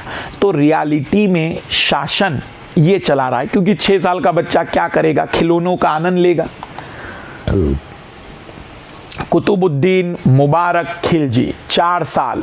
कुतुबुद्दीन मुबारक खिलजी, एक्चुअली कुतुबुद्दीन मुबारक खिलजी कहा जाता है, इनके बारे में इतिहासकारों का कहना है कि अलाउद्दीन खिलजी ने इस बेटे को 15 सालों तक 14-15 सालों तक बहुत ही संरक्षण तरीके से आगे पालन पोषण किया था, बाहरी चीज़ों को आने नहीं दिया था। मतलब कहा जाता है कि किसी भी प्रकार के हम कहेंगे कि भोग विलासिता से दूर रखा था। तो ये काफ़ी योग्य था, लेकिन जैसे ही यह भोग विलासिता में आता है तो कई बार ये नग्न अवस्था में भी दरबार में आ जाता था। फाइनली जब इसकी ऐसी हरकतें होती है तो सेनापति समझ जाता है कि अब ये निपट चुका है, तो इसकी हत्या कर दी जाती है। कुतुबुद्दीन मुबारक खिलजी ने 4 वर्ष तक दिल्ली के सुल्तान के रूप में शासन संभाला। इस कार्यकाल में कोई विशेष उल्लेखनीय घटना घटित नहीं हुई। शासन व्यवस्था शांतिपूर्वक तरीके से संचालित होती रही। वस्तुतः अलाउद्दीन खिलजी ने शासन व्यवस्था को मजबूत करने के उद्देश्य से जो कदम उठाए, उसी का परिणाम था कि कुतुबुद्दीन मुबारक खिलजी को शासन संचालित करने में ज्यादा संघर्ष नहीं करना पड़ा। हालांकि मुबारक खिलजी ने संभावित विद्रोहियों को शांत करने के उद्देश्य से राजनीतिक बंदियों को रिहा कर दिया। अलाउद्दीन द्वारा ली गई जागीरों को भी वापस लौटा दिया। बाजार नियंत्रण प्रणाली को भी काफी सीमा तक समाप्त कर दिया। अपने सैनिकों को 6 माह का एक्स्ट्रा वेतन, अग्रिम वेतन भी दे दिया। मुबारक खिलजी ने तुर्की में बैठे खलीफा के प्रति भारतीय मुसलमानों के श्रद्धा भाव को समाप्त करने के लिए स्वयं को इस्लाम के सर्वोच्च प्रमुख तथा पृथ्वी का खलीफा जैसी उपाधियां ग्रहण कर ली। तो तुर्की के खलीफा से भी बड़ा पद अपने आप को कहने के लिए उन्होंने पृथ्वी का खलीफा कहा। मुबारक खिलजी द्वारा ग्रहण की गई उपाधि अल इमाम, उल इमाम, खिलाफत उल्लाह, अल वसीक विल्लाह थी। हालांकि मुबारक खिलजी एक योग्य और कुशल शासक था, लेकिन कुछ ही समय के बाद सत्ता के लोभ में आकर भोग विलासी प्रवृत्ति का बन गया। अंततः वजीर खुसरो खां ने मुबारक खिलजी की 1320 में हत्या करवा दी। उल्लेखनीय है कि खुसरो खां मूलतः एक हिंदू व्यापारी था जिसने इस्लाम धर्म को अपनाया और शीघ्र ही खुसरो खां मुबारक खिलजी का विश्वास पात्र बन गया था। एक्चुअली खुसरो खां पहले से ही, मतलब हम कह सकते हैं कि मुबारक खिलजी का एक विश्वास पात्र बन चुका था, काम काज काफ़ी बेटर कर रहा था, लेकिन ये भोग विलासिता में जब आया और नग्न होकर कई बार दरबार में आता था तो उस कारण से ठीक नहीं लगता था। तो खुसरो खां मुबारक खिलजी का विश्वास पात्र बन गया था। सुल्तान ने उसे नायाब-ए ममलिकात के पद पर नियुक्त किया था। ये नायाब-ए ममलिकात आखिरी था, इसके बाद ये पद खत्म हो जाता है। उल्लेखनीय कि नायाब ममलिकात के पद पर स्थापित होने वाला खुसरो खां अंतिम व्यक्ति था। इसके बाद यह पद समाप्त हो गया। नसीरुद्दीन खुसरो शाह मुबारक खिलजी की हत्या करने के बाद खुसरो खां, जिसका नाम खुसरो खां था, वो शासन में आने से पहले अपना नाम बदलता है भाई। अब वह अपना नया नाम रख रहा है। वैसे खिलजी वंश खत्म हो गया, अब वो अपना एक नया नाम रखता है। नसीरुद्दीन खुसरो शाह के नाम से दिल्ली के सुल्तान की गद्दी पर बैठता है। नसीरुद्दीन खुसरो शाह एक धार्मिक प्रवृत्ति का व्यक्ति था। इसके गुरु निजामुद्दीन औलिया थे, निजामुद्दीन औलिया, जिनके बारे में हम पढ़ेंगे। 1320 ईस्वी में गाजी मलिक के साथ हुए युद्ध में नसीरुद्दीन खुसरो शाह पराजित होकर मारा गया तथा गाजी मलिक फिर गाजी मलिक अपना नाम बदलेगा, गयासुद्दीन तुगलक के नाम से दिल्ली की गद्दी पर बैठेगा और इस प्रकार दिल्ली सल्तनत के इतिहास में खिलजी वंश समाप्त हो गया और नया तुगलक वंश उदय होगा। तो नाम बदलाव होता है यहाँ पर। खुसरो खां नसीरुद्दीन खुसरो शाह के नाम से सुल्तान बनता है और फिर वो 1320 में गाजी मलिक के साथ युद्ध करता है। नसीरुद्दीन खुसरो शाह पराजित होकर मारा जाता है और गाजी मलिक, जो अब गयासुद्दीन तुगलक का नाम अपनाएगा और दिल्ली का सुल्तान बनेगा और दिल्ली पर तुगलक वंश की स्थापना होगी। उल्लेखनीय कि गाजी मलिक मुबारक शाह खिलजी के शासन काल से ही उत्तर पश्चिम सीमा प्रांत अथवा पंजाब का प्रशासक था। ये मुबारक शाह खिलजी उसी दौर में वह पंजाब प्रांत का सेनापति था। तो ये सेनापति कहिए, वहाँ का प्रशासक कहिए, कोतवाल कहिए, वही आक्रमण कर रहे हैं। जब नसीरुद्दीन खुसरो शाह दिल्ली का सुल्तान बना तो गाजी मलिक ने उचित और अनुकूल परिस्थिति का लाभ उठाकर खुसरो शाह को युद्ध में पराजित कर दिया और स्वयं दिल्ली का सुल्तान बन गया। तो 5 वंश में अब हम तीसरे वंश पर पहुंच गए, तुगलक वंश। 1320 से 1414 तुगलक वंश लगभग 94 साल भारत के दिल्ली क्षेत्र में शासन करता है। तो अब हम देखेंगे तुगलक वंश। तो मैराथन सेशन हमारे चलते रहेंगे, रिवीजन करते चलिएगा। बरनी के बारे में भी हमने चर्चाएं कर ली थी आप लोगों के साथ, तो रिवीजन करते चलिएगा, पढ़ते चलिए, MK live refer code use करते चलिएगा। तो नेक्स्ट क्लास में लाल लालियो अब हम चर्चा करेंगे तुगलक वंश की। कमेंट्स करना न भूलिएगा। आप लोगों के कमेंट्स न केवल टीम के लिए ज़रूरी हैं बल्कि हमारे लिए भी। सकारात्मक नकारात्मक जो भी आपके विचार हैं, पूरी कहानी आपको समझ में आई या नहीं वो ज़रूर बताइएगा। तो ये थे खिलजी वंश, गुलाम वंश के बाद खिलजी वंश और अब हम तुगलक वंश की बातचीत करेंगे। तो इंतज़ार करिएगा तुगलक वंश का।